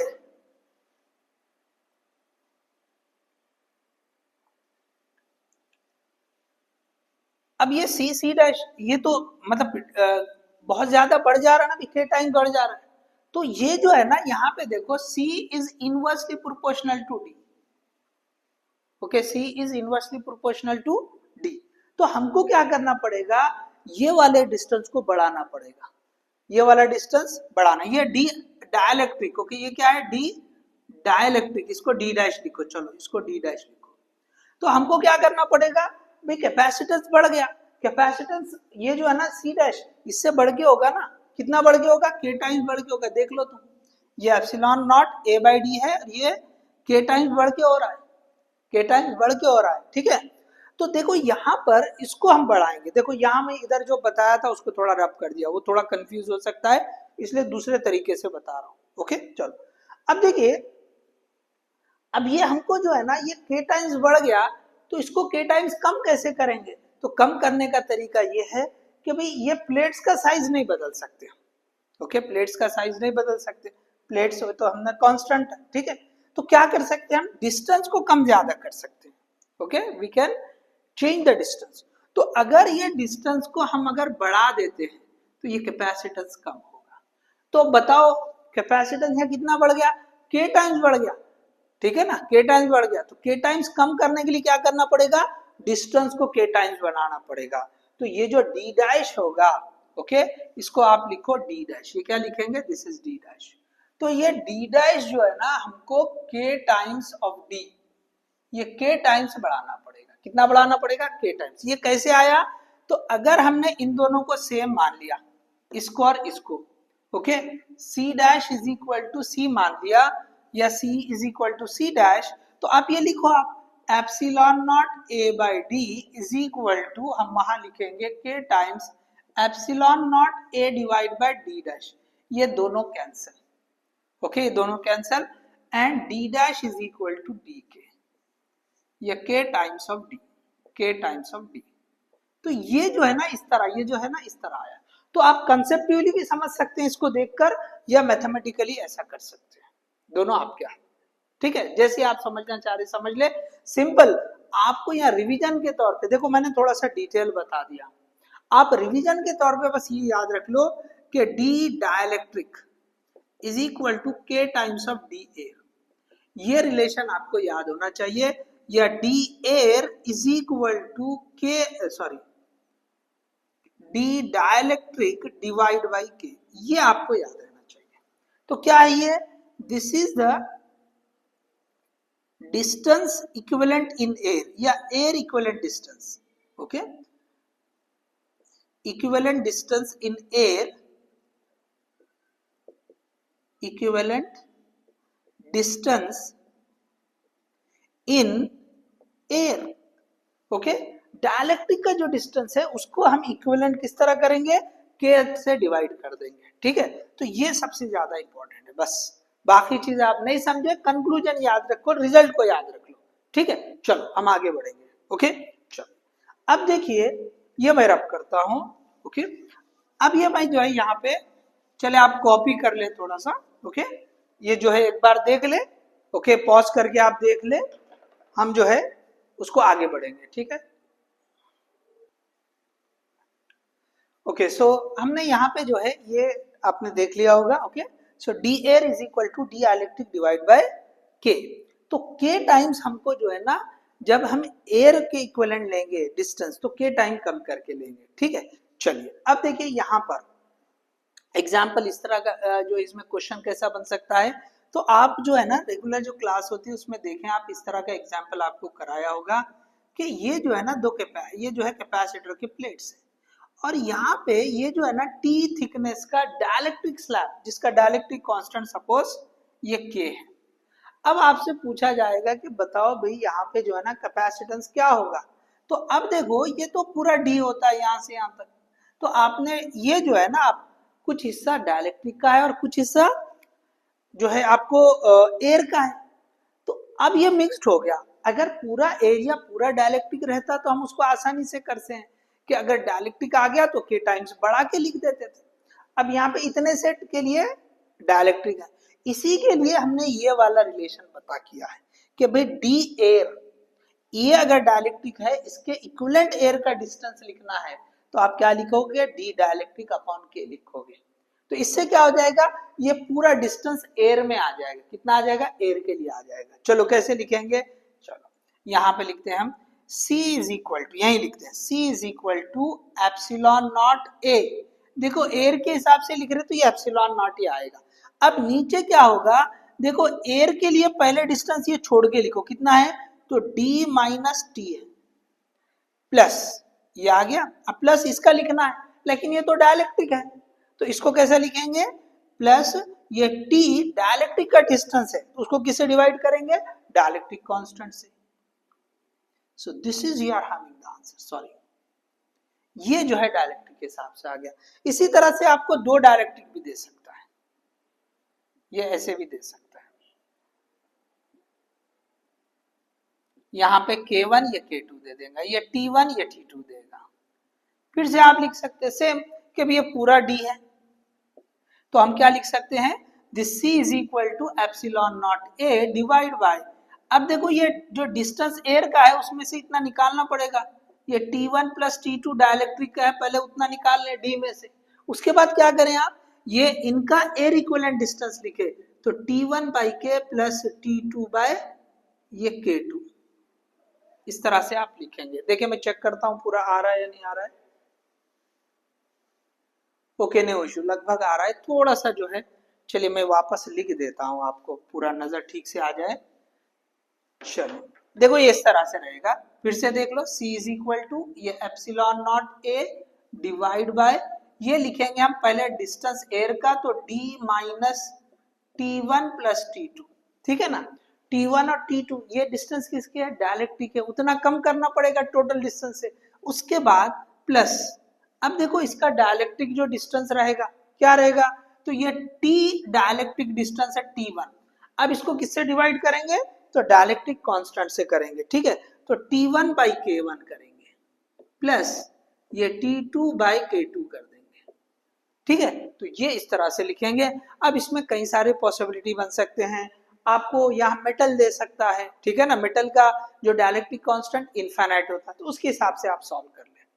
इसी के ऊपर क्वेश्चन जो है ना, इन पे आपको जो है इलेक्ट्रिक फील्ड के लिए पूछा, इलेक्ट्रिक फील्ड का वेरिएशन कैसा होगा, ये ऐसा एग्जांपल दे दिया और पूछा कि इलेक्ट्रिक फील्ड का वेरिएशन कैसा होगा, तो इलेक्ट्रिक फील्ड का वेरिएशन कैसा होगा कि भाई जैसे डाइलेक्ट्रिक मटेरियल आएगा तो उतने टाइम्स वो कम हो जाएगी, आ रहा है समझ में, एयर में जितनी होती है इलेक्ट्रिक फील्ड इंटेंसिटी, अगर मीडियम बदल दे तो डाइलेक्ट्रिक कांस्टेंट जो भी होगा उस मीडियम का, उतने टाइम फील्ड कम हो जाएगी। देखो एक PYQ उस पर पूछा हुआ है, ठीक है, तो इसी कंसेप्ट के ऊपर वो क्वेश्चन है, ठीक है, तो ये हो गया हमारा parallel plate capacitor and effect of dielectric. चलिए अब हम आगे बढ़ते हैं, नेक्स्ट जो टॉपिक है, ओके, उसमें कॉम्बिनेशन और आखिरी टॉपिक रहेगा एनर्जी स्टोर्ड इन कैपेसिटर। तो अब देखो ये दोनों बहुत ज्यादा इंपॉर्टेंट टॉपिक्स हैं, ओके, कॉम्बिनेशन। तो पहले हम जो है कॉम्बिनेशन को डिस्कस करेंगे या ग्रुपिंग ऑफ कैपेसिटर्स। अब देखिए यहाँ पे मैंने जैसे बोला कि 3 टाइप्स के क्वेश्चन पॉसिबल है, ओके, पहला है यूजिंग सिंबल, मतलब आपको जो है ना ये सिंपल, ये जैसे कैपेसिटर दे दिया, ओके, या ऐसे बता दिया आपको, ओके, इसको बोलते हैं हम यूजिंग सिंबल। तो इसमें सबसे पहले आपको क्या होता है कि भाई यहाँ पे लिखता हूं मैं, यहां लिखेंगे, चलो ये सीरीज और ये पैरेलल कॉम्बिनेशन, तो मेन पॉइंट आप याद रख लो, सीरीज कॉम्बिनेशन। अब देखो यहाँ पे जो है ना रेजिस्टर का उल्टा हो जाता है, जैसे हम रेजिस्टर के लिए पढ़ते हैं ना उसका उल्टा हो जाता है, सीरीज रेजिस्टेंस में क्या होता है डायरेक्टली ऐड करते हैं, तो यहाँ पे पैरेलल में ऐड करते हैं, पैरेलल कॉम्बिनेशन में क्या होगा, C equivalent is equal to C1 plus C2 plus, ऐसे करते चलेंगे, और सीरीज में क्या होगा, उल्टा होगा, रेसिप्रोकल के जैसा होगा, 1/C1 प्लस 1/C2, ये इस तरह से हम करते चलेंगे, ठीक है। अब यहाँ पे क्या होगा, कैपेसिटेंस सीरीज सर्किट में कम हो जाएगी, पैरेलल सर्किट में बढ़ जाएगी इक्विवेलेंट, ठीक है। इसी तरह से यहाँ पे अगर ये सब सेम रहेंगे, आइडेंटिकल अगर कैपेसिटर्स रहेंगे, अगर आइडेंटिकल कैपेसिटर्स है, ओके, आइडेंटिकल कैपेसिटर्स है, तो यहाँ पे जो C इक्विवेलेंट हो जाएगा, अगर n आइडेंटिकल कैपेसिटर है तो ये C/n ये आपको इक्विवेलेंट आएगा, और यहाँ पे क्या हो जाएगा, C equivalent is equal to n times of C हो जाएगा, n टाइम्स ऑफ C। तो जो कॉम्बिनेशन आपने रजिस्टर के लिए पढ़े हैं वो सारे यहाँ पे यूज होंगे, उसी तरह के क्वेश्चन बनेंगे, सीरीज पैरेलल को कॉम्बिनेशन करके देगा, फिर जो है आपको कुछ टिपिकल कॉम्बिनेशन देगा, तो इसमें आपको जो है टिपिकल कॉम्बिनेशन में सबसे पहले ये Wheatstone bridge, okay, Wheatstone bridge के एग्जांपल, ओके आप ये देखते चले, यहाँ पे टॉपिक पे क्वेश्चन कैसे बनेंगे वो बता रहा हूँ। अगर हम हर एक टॉपिक को पूरा एलॉबरेट करेंगे so it will take more time. तो आप क्वेश्चंस देख लो कि भाई व्हीटस्टोन ब्रिज में क्या होता है, हम बैलेंस है या नहीं है देखेंगे। तो anyway you are getting balanced bridge only. तो बैलेंस ब्रिज में क्या होता है, जैसे ये जो भी शेप हो, मैंने आपको 3-4 शेप जो है ना बताए हुए हैं, ठीक है। सो ये जो है 3 से 4 शेप कम से कम बनते हैं। तो आप वो जो अपने क्लास नोट्स होते हैं जो भी आप पढ़ते हैं उसमें आप देखो, ओके। तो उसमें आपको समझ में आ जाएगी कौन कौन से शेप रहता है। तो ये जो है ना ये वाला एक शेप है, और ये वाला जैसे जो हमने बता दिया सिंपल वाला सबसे, ठीक है। तो अब इसमें क्या होता है, ये है C1, ओके, ये है C2, ये C3 और ये C4। यहाँ पे जो भी रहेगा इसको हम A बोल दें, इसको B बोल दें, ठीक है। This is A and this is B। तो क्या करता है कि ये जो है ना बैलेंस, बैलेंस कैसे पता करते हैं हम, तो यहाँ पे अच्छा यहाँ हर एक दे देता है, ये बीच में भी देगा। तो ABCD, ये इसको CD ले लो, चलो। तो यहाँ पे क्या होगा, अपोजिट वाले का प्रोडक्ट अगर सेम आ रहा है, ये दोनों का प्रोडक्ट और ये दोनों का प्रोडक्ट बीच बैलेंस है, और ऐसा ही देगा। तो आपको जो है ना बैलेंस ब्रिज से रिलेटेड क्वेश्चन पूछेगा। सिंपल से ऐसे सीरीज पैरेलल कॉम्बिनेशन, उसमें थोड़ा सा ट्विस्ट करके, थोड़ा सा आपको जैसे लगे कि भाई आसान ना दिखे, ऐसे कुछ क्वेश्चन दे सकता है। इसी तरह से अब देखो इसमें थोड़ा सा नीट के लिए पॉसिबिलिटी कम है, जेई के लिए बन सकती है, लेकिन यहाँ नीट की बात कर रहे हैं तो पॉसिबिलिटी कम है कि भाई इससे और जो डिफिकल्ट कॉम्बिनेशन बनते हैं ना उसके लिए क्वेश्चन पूछे। जैसे लैडर वाला एग्जाम्पल है, ओके, लैडर वाला एग्जाम्पल है। तो लैडर वाले के लिए हम क्या करना, सिंपली ट्रिक यूज कर लेना, लेंथी क्वेश्चन बन सकता है, ओके। नीट में थोड़ी सी पॉसिबिलिटी कम है, तो मैं यहाँ पे पॉइंट्स लिखते चलता हूँ कि भाई आपको कौन कौन से क्वेश्चन जो है ना इसमें बन सकते हैं, वो बात वो रखते हुए चलता हूँ, ठीक है। चलो अच्छा, यहाँ पे एक चीज और कि भाई अगर दो ही कैपेसिटर रहेंगे, ओके, फॉर 2 कैपेसिटर, आपको याद ही होगा हम क्या लिखते हैं, C1 C2 divide by C1 plus C2 लिखते हैं, अल्टरनेटिव, याद रख लो। अब देखिए व्हीटस्टोन के बाद infinite ladder, infinite ladder, okay, infinite ladder. तो इसमें जो है ना जैसे ये जो इस तरह की कॉम्बिनेशन वाला है, कई बार क्या होता है कि भाई ये जो कैपेसिटर है ना, आप इसको समझो, इसमें इसको डबल दे देता है, ओके, इसको दे देता सपोज 2F और ये 1 फैरेड, ये इस तरह से दे देगा। तो अगर ये जो है ना इसका डबल यहाँ पे आ रहा है, ओके, ये जो है ना ये AB, तो CAB will be this middle one, ये जो वर्टिकल वाला है 1 farad, that is the answer, that's it, direct आ जाएगा, ओके। तो ये ट्रिक याद रख ले कि भाई अगर ये डबल आ रहा है इसका, हर जगह पे डबल आना चाहिए। ये जो वर्टिकल है उसमें जितनी वैल्यू है कैपेसिटेंस की, उससे अगर ये डबल है, ये इसको मैं C1 लिखता हूं, सॉरी इसको C2 लिखता हूं, इसको C1, ये C1 है, ये C2 है। तो if C1 is equal to 2C2, okay, if C1 is equal to 2C2, so then, okay, then CAB is equal to simply C2, बस यही आंसर आ जाएगा, ओके। सिंपल सी ट्रिक आप याद रख लो, ओके। अब देखिए अगर ऐसा नहीं हो, ये वैल्यूज अगर इस तरह के ना हो, तो एक और चीज बताता हूं, चलो इसको आप जो है रब कर लो, सॉरी कॉपी कर लो, मैं रब कर लेता हूं, ठीक है, ठीक है। चलो अब देखो यहां पर, अब अगर ये वैल्यूज जो है ना इस C1 C2 ये ऐसे मैनेज नहीं है, ऐसे नहीं है, ओके। अगर ऐसे नहीं है, okay, C1 is not equal to C2, 2C2, अगर ऐसा नहीं है, okay, C1 is not equal to 2C2, कुछ और वैल्यूज दे रखा है, तो आप यहाँ पे क्या करो, ये तो हमने CAB लिखा है, तो CAB का स्क्वायर, ओके, एक क्वाड्रेटिक इक्वेशन आप लिख लो, कैसे बता रहा हूं मैं देख लो, CAB square plus CAB into C1, okay, minus C1 C2 is equal to ये 0। आप जो है ना कुछ इस तरह की एक इक्वेशन बना लो, ठीक है। तो ये जो है ना क्वाड्रेटिक इक्वेशन है, इस क्वाड्रेटिक इक्वेशन को आप जो है सॉल्व कर लो, इसके जो है ना रूट्स निकाल लो, इसके क्या करो आप, रूट्स निकाल लो, ठीक है। इसके आप क्या करोगे, रूट्स निकाल लोगे, ओके। चलिए, सो CAB square plus CAB okay minus C1 C2, इससे इसको आप सॉल्व कर लो तो आपको जो है ना इससे जो इक्वेशंस आ जाएंगे ओके, जो भी आएगी ओके, कोई ना कोई एक वैल्यू जो है ना आपको पॉजिटिव आ जाएगा, जो पॉजिटिव वाले रहेगी वो यूज कर लो, ठीक है, वो यूज कर लो ओके। चलिए सो अब ये जो है ना हमने इसके लिए बता दिया, और मैं फिर से बोल रहा हूँ कि ये जो है ना नीट के लिए इतना ज्यादा जो है ना इम्पोर्टेंट नहीं है, उसमें जनरली थोड़ा सा लेंदी होता है ना, तो उसको ये तो ट्रिक बता दी इसलिए आ जा रहा है ओके, ट्रिक के थ्रू ये आ रहा है ओके। अब देखिए यहाँ पर और जो क्वेश्चन बनते हैं ओके, और जो ये क्वेश्चन बनेंगे तो यहाँ पे अब आगे क्या बन सकते हैं, तो आपको सिमेट्री के क्वेश्चन बन सकते हैं, आपको क्यूब वाला एग्जाम्पल बन सकता है, ठीक है ना। तो क्यूब वाला एग्जाम्पल भी जो है यहाँ पर आप ट्रिक से ही कर सकते हो, जो क्यूब होता है ना ओके, इस तरह से जो क्यूब है। तो अब देखो इसको भी जो है ना आप देख लो, क्लास नोट से आप इसको रिफर करो कि आप जो है ना इसको किस तरह देखते हैं, तो मैंने ट्रिक बताई है ओके, आप रिफर कर सकते हैं ओके। हम इसको जो है ना करंट इलेक्ट्रिसिटी में भी डिस्कस करते हैं, तो आप वीडियो देख के जो है चेक कर सकते हैं कि भी इक्विवेलेंट रेजिस्टेंस जो है किसी भी पॉइंट्स में ओके, इनमें से कोई भी पॉइंट्स ले लेंगे तो हम क्या करते हैं, वो दो पॉइंट्स के बीच में साइड आ रहा है या फेस डायगोनल आ रहा है या बॉडी डायगोनल आ रहा है, हम उसके हिसाब से जो है ना इसकी कैपेसिटेंस को लिखते हैं।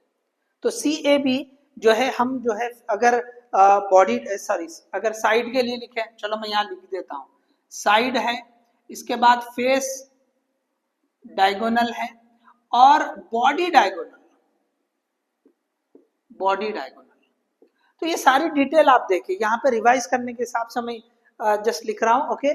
फेस डायगोनल फेस का जो रहेगा ये वाला, और बॉडी डायगोनल ये यहाँ से यहाँ लास्ट ओके, क्यूब में इधर का एक एंड और दूसरी तरफ का नीचे वाला, एक तरफ का ऊपर वाला एक तरफ का नीचे वाला एंड आप उससे देख सकते हैं, ठीक है। तो अब देखिए जो कैपेसिटेंस होता है, ठीक है ना, कैपेसिटेंस जो होता है ओके, यहाँ पे ये जो है अगर साइड कोई भी साइड के बीच के दो पॉइंट आ रहे हैं तो ये 12/7C। अब यहाँ पे हर जगह जो है ना ये C रहेगा, हर जगह पे ये C ये कैपेसिटेंस हर जगह पे यहाँ पे क्या रहेगा, ये इस तरह से जो है C रहेगा। तो आप जो है ना ये 12/7C आप जो है ये जो है यूज कर सकते हैं। अब देखिए दूसरे में क्या हो जाएगा आपको, ये जो है ना 4/3C, 4/3C और 2/1 आप जो है ना सॉरी 6/5 ओके, क्या बच गया यहाँ पे, या 6 और 5 बचा, सो 6/5, बस ये याद रख लो, ठीक है। 1 2 ओके 3 4 5 6 7, 1 2 3 4 5 6 7 ऐसे आप याद रख ले सकते हो। रेजिस्टर के लिए इसका उल्टा होता है, रेजिस्टर क्या होती है 7/12R, 3/4R, 5/6R, इस तरह से आता है। तो कैपेसिटर के लिए उसका उल्टा रहेगा। तो ये सिंपली जो है ना ये इक्विवेलेंट रेजिस्टेंस हमने सॉरी इक्विवेलेंट कैपेसिटेंस लिख दी। तो इस तरह से आपको जो है ना, और अगर देखें आप तो सिमेट्रिकल जो सर्किट्स हो गए ओके, यूजिंग सिमेट्री आपको वो क्वेश्चन भी बन सकते हैं। सो आई थिंक ये मोर देन एनफ हो जाएगा ओके। तो ये जो है यूजिंग सिंबल हुआ है, सिर्फ कौन सा हुआ है, यूजिंग सिंबल हुआ है। अब इसके बाद मल्टीप्लेट ओके, क्या होता है कि कुछ एग्जाम्पल आपने ऐसे भी देखे होंगे, चलिए रब कर दें हम, हो गया सभी का, चलो समझ लिया आपने। अब देखिए दूसरा जो पॉइंट है कि जो मल्टीप्लेट कैपेसिटर है, तो मल्टीप्लेट में क्या होता है भाई, वहां पे दो प्लेट के बजाय ज्यादा प्लेट्स होते हैं, तो अब वो जो है ना दो दो प्लेट एक एक कैपेसिटर की तरह बनते हैं, एक एक कैपेसिटर की तरह, और वहां पे ज्यादातर हम डायलेक्ट्रिक बोले तो एयर ही ले लेते हैं। तो वो जो क्वेश्चन है देखो इसके ऊपर जो है ना क्वेश्चन पूछा नहीं है, लेकिन आपने जो है ना एक दो तीन क्वेश्चन करके जाना चाहिए ओके, एटलीस्ट 2 और 3 क्वेश्चंस आपने करने चाहिए। जैसे अब अगर ये ऐसा दे दिया हुआ है, ये जो मल्टीप्लेट देख रहे हैं, तो ये जो है ना ये इस तरह से आपको दिखेगा, ये ऐसे प्लेट्स, ये जो है ना इस तरह से आप बता दो।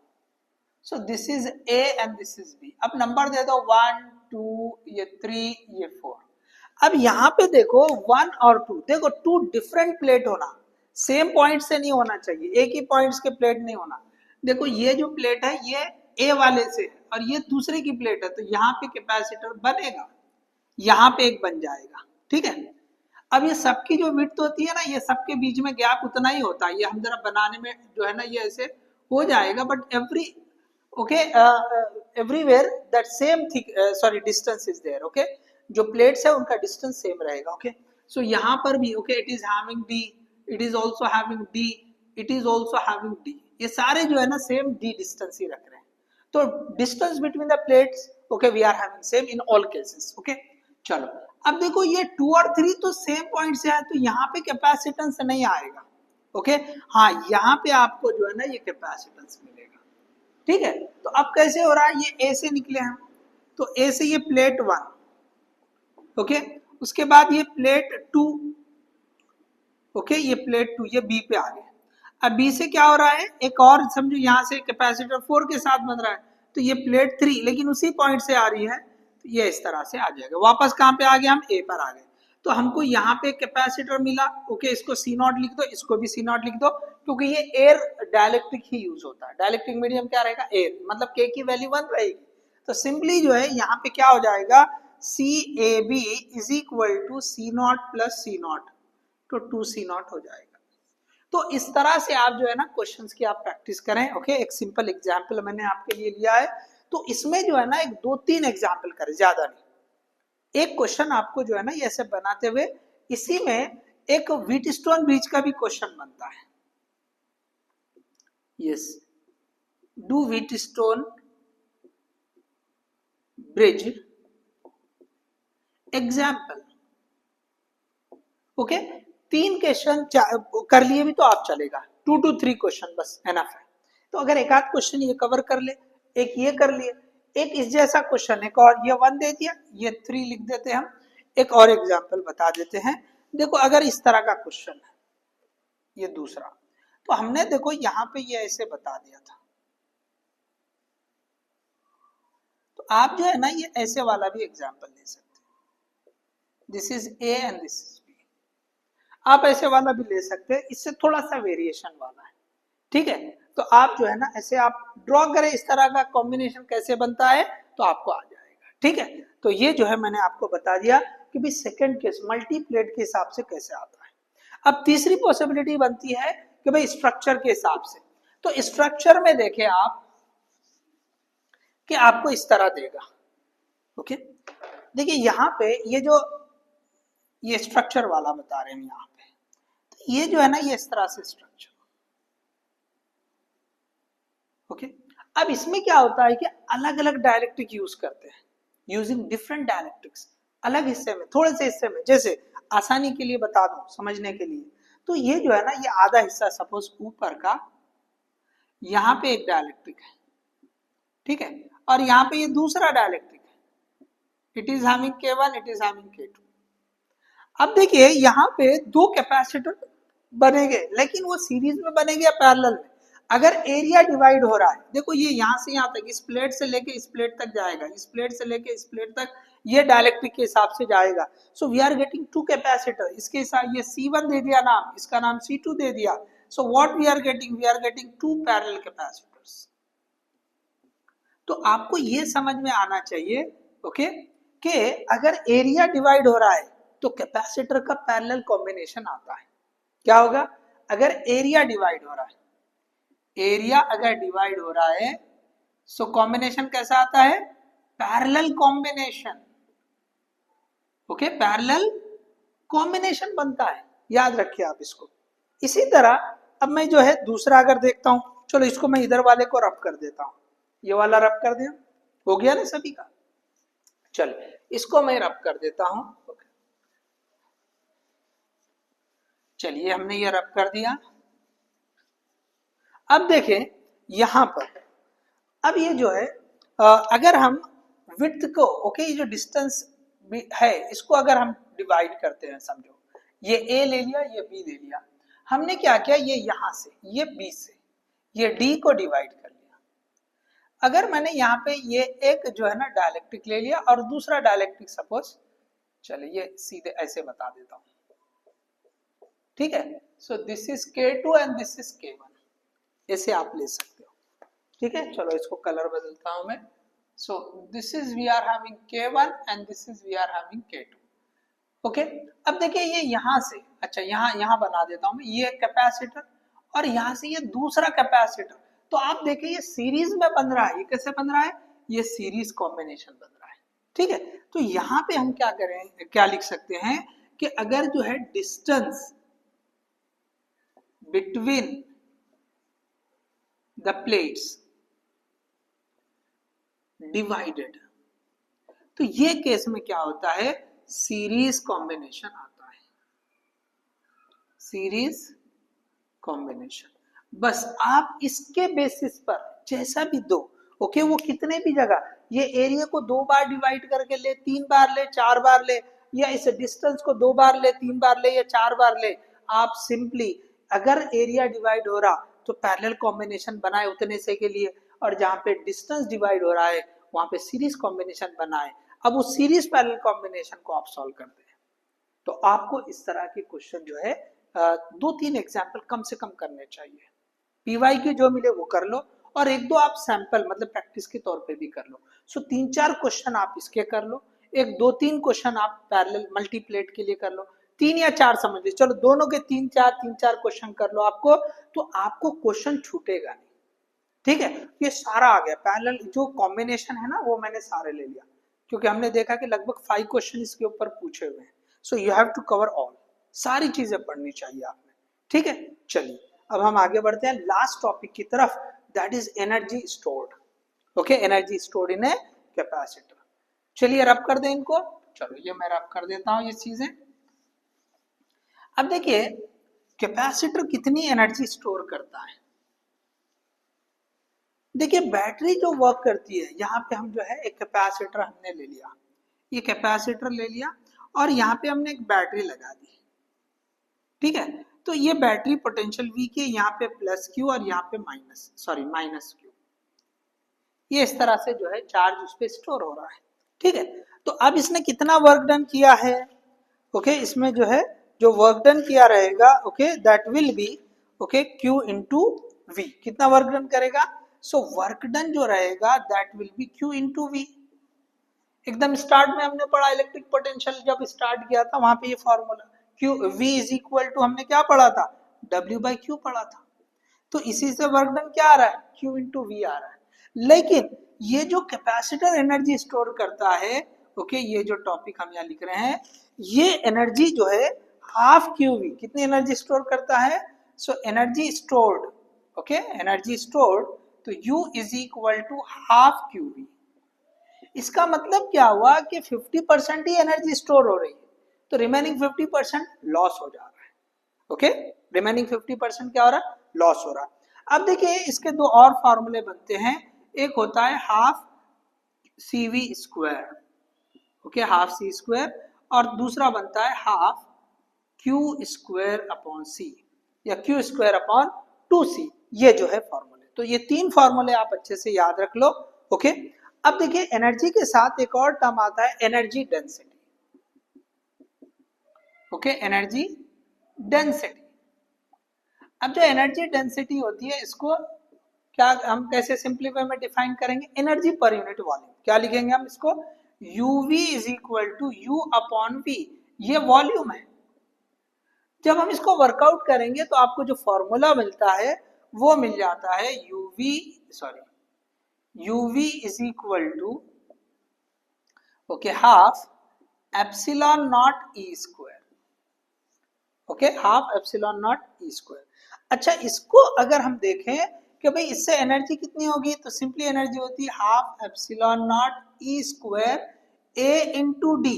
अब देखो ए इंटू डी क्या है, तो ये वॉल्यूम है, वॉल्यूम कितना होगा, तो ए इंटू डी होगा। कैसे, तो देखो ये जो कैपेसिटर है, ओके, कैपेसिटर, तो ये जो हमने बता दिया, ये डी यहां से यहां तक, ओके, यहां से यहां तक डी, और ये इतना क्या है, ये एरिया, तो area into this distance that will give the volume. Okay, वो क्या देगा हमको, वॉल्यूम देगा। तो A into D that will give the volume, okay, that will give the volume. तो यहाँ पे ये एनर्जी क्या होती है, एनर्जी डेंसिटी इंटू वॉल्यूम। तो आप ये वाला फॉर्मूला भी याद रख लो, और ध्यान से देखो कि क्वेश्चन में एनर्जी डेंसिटी पूछा है या एनर्जी पूछा है।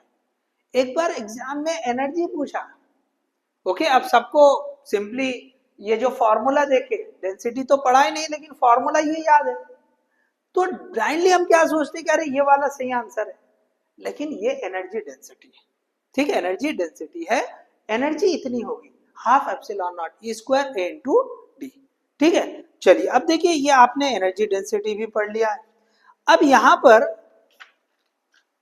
इसके साथ में इसके साथ में दो चीजें और होती हैं कि ये जो कैपेसिटर एनर्जी स्टोर कर रहा है तो अब ये डायलेक्ट्रिक का इसके ऊपर इफेक्ट क्या होगा। डायलेक्ट्रिक का इफेक्ट क्या होगा ये हमको देखना है। देखिए अगर हमने एक कैपेसिटर को चार्ज कर लिया और अब चार्ज किससे करेंगे, बैटरी लगाकर। ठीक है, अब ये चार्ज करने के बाद क्या करें, हमने यहाँ पे डायलेक्ट्रिक इंट्रोड्यूस कर दिए। क्या करें, हमने डायलेक्ट्रिक इंट्रोड्यूस कर ली। चलो यहाँ पे मैं रब करता हूँ, ये लास्ट पॉइंट है, समझ ले। एक पॉइंट और बाद में डिस्कस करेंगे, जो दूसरे टाइप के पैरेलल प्लेट को छोड़ के जो दो टाइप है कैपेसिटर, स्फेरिकल एंड कोएक्सियल, उनका फॉर्मूला हम देख लेंगे। ठीक है ना, तो ये टॉपिक के बाद एक 2 मिनट 3 मिनट जो है ना लगेंगे ज्यादा, तो हम जो है ना इसको कंक्लूड कर रहे हैं। ठीक है, अब देखिए लास्ट पॉइंट इसके हिसाब से अगर देखें तो effect of dielectric, effect of dielectric.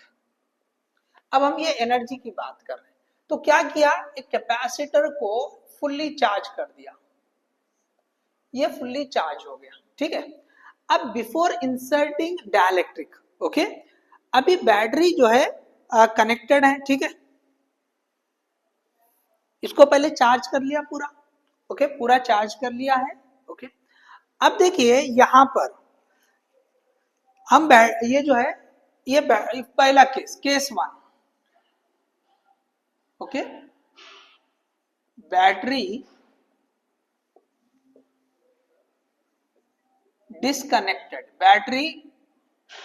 disconnected and dielectric is introduced। dielectric is introduced। dielectric is introduced। अब देखिए यहां पर अगर डायलेक्ट्रिक इंट्रोड्यूस करें, अब बैटरी हटा दिया हमने, वो चार्ज हो गया जो भी वैल्यू तक। अब क्या होगा कि जो पैरामीटर है इफेक्ट ऑफ डायलेक्ट्रिक वहां पे रहेगा, तो क्या होगा, हमको पता है कि इलेक्ट्रिक फील्ड जो है वो k टाइम्स कम हो जाएगी। चलो इनिशियली ये जो बैटरी थी इससे चार्ज होके हमने मान लिया कि यहाँ पर क्या है कि E0 ये battery sorry electric field potential V0, capacitance C0 और ये जो है चार्ज Q0 और जो एनर्जी होती है स्टोर्ड वो U0। तो जैसे ही हमने डायलेक्ट्रिक इंट्रोड्यूस किया तो उससे E आ गई, तो E हो गई E0 बाई के, V हो गया V0 बाई के, और Q जो है अब ये तो चार्ज है, ये तो जो है सेम रहने वाला है। ठीक है ना, ये तो बदलेगा नहीं। ठीक है ना, डायलेक्ट्रिक आने की वजह से चार्ज थोड़ी ना बदलेगा, तो Q is equal to Q naught. अब यहाँ पे देखो ये जो U जो रहेगा U इज इक्वल टू, अब क्या हो जाएगा, हाफ ये जो है ना Q इंटू V। तो Q कितना है, तो हाफ, ये तो Q नॉट है, और V कितना है, तो V नॉट बाई K हो गया। तो U is equal to 1/2 Q naught V naught into 1/K। तो ये हाफ QV क्या हो जाता है, तो ये तो पोटेंशियल एनर्जी हो जाती है। तो this is U not by K, तो पोटेंशियल एनर्जी भी K टाइम्स कम हो जाती है। तो देख लो इलेक्ट्रिक फील्ड K टाइम्स कम हो रही है, पोटेंशियल, और ये जो पोटेंशियल एनर्जी वो भी K टाइम्स कम हो रही है, सिर्फ चार्ज जो है वो बदलेगा नहीं। क्यों, तो अब बैटरी नहीं है तो जितना चार्ज दिया हुआ उतना ही रहेगा। ठीक है ना, अब देखिए यहां पर दूसरा केस 2 में हम क्या कर रहे हैं कि बैटरी को डिस्कनेक्ट नहीं कर रहे हैं। केस 2 में क्या कर रहे हैं हम, बैटरी रिमेन्स कनेक्टेड। देखो ये मैं डिटेल ही बता रहा हूं। Battery remains connected and dielectric is introduced। dielectric is introduced।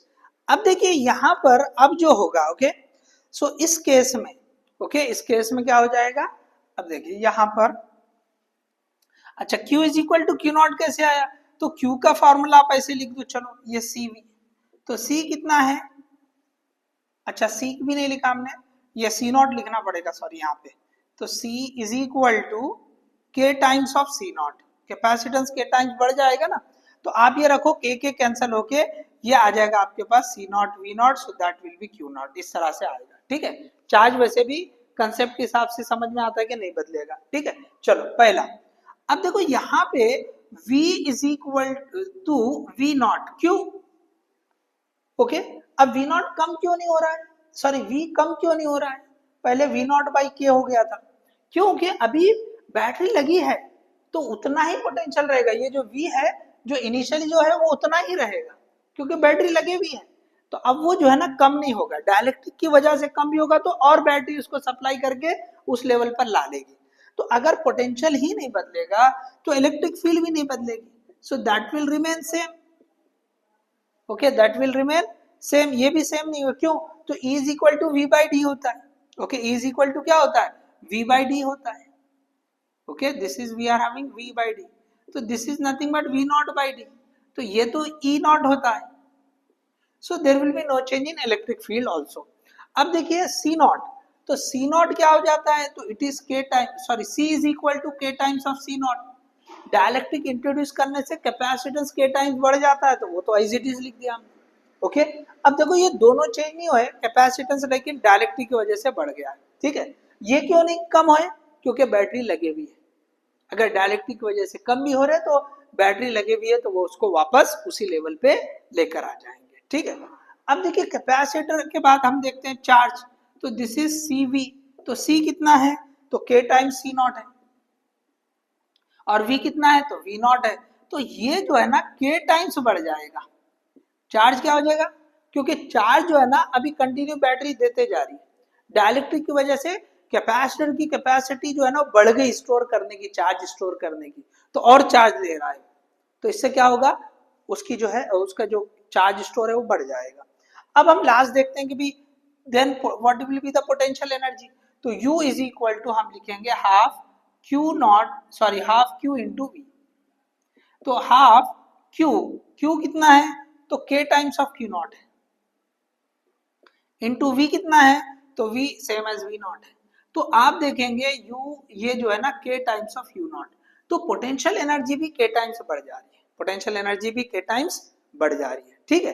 अब देखिए यहाँ पे एक और इससे रिलेटेड जो कंसेप्ट है वो होता है कॉमन पोटेंशियल, ओके, जिसको यूज करके जो है ना ये एनर्जी स्टोर्ड वाले न्यूमेरिकल बनते हैं, तो उसके लिए हमको वो पता होना जरूरी है। तो आप देख लीजिए जब बैटरी को डिस्कनेक्ट कर दे रहे हैं और डाइलेक्ट्रिक इंट्रोड्यूस कर रहे हैं तो ये सिचुएशन आती है, और बैटरी हम रिमेन्स कनेक्ट करके डाइलेक्ट्रिक जो है इंट्रोड्यूस करते हैं तो ये वाली सिचुएशन होती है, ठीक है। चलो आप पॉज करके कॉपी करो, हम जो है जस्ट कंक्लूड करते हैं, ओके, लास्ट छोटे छोटे एक दो पॉइंट बचे हैं।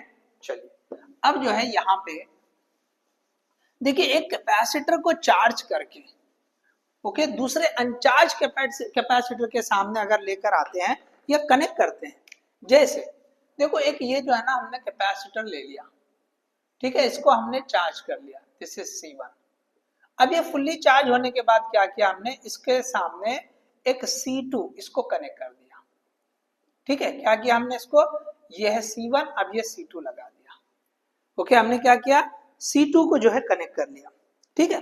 तो अब जो है यहाँ पर ये दोनों भी केस में, ओके, ये दोनों भी केस में अगर हम यहाँ पे ये दोनों को भी, ये पॉजिटिव साइड एक साइड आ रहे हैं, ठीक है, तो अब देखो ये पैरेलली आ गया ना, पैरेलल में तो पोटेंशियल सेम होता है, ठीक है ना, पैरेलल में क्या होता है, पोटेंशियल सेम होता है, लेकिन इसके पास तो पोटेंशियल V है, लेकिन ये तो अनचार्ज है, अनचार्ज मतलब उसके अंदर चार्ज ही नहीं है, चार्ज नहीं है तो पोटेंशियल जीरो हो जाएगा, तो इसके पास तो जीरो है, तो होगा क्या कि ये जो इसमें का चार्ज जो है इसकी तरफ जाएगा, और चार्ज बढ़ते बढ़ते इसका पोटेंशियल बढ़ाएगा, तो जब तक इन दोनों का सेम नहीं हो जाता, इन दोनों का सेम नहीं हो जाता, तो उसको कहते हैं हम कॉमन पोटेंशियल, क्या कहते हैं हम, कॉमन पोटेंशियल।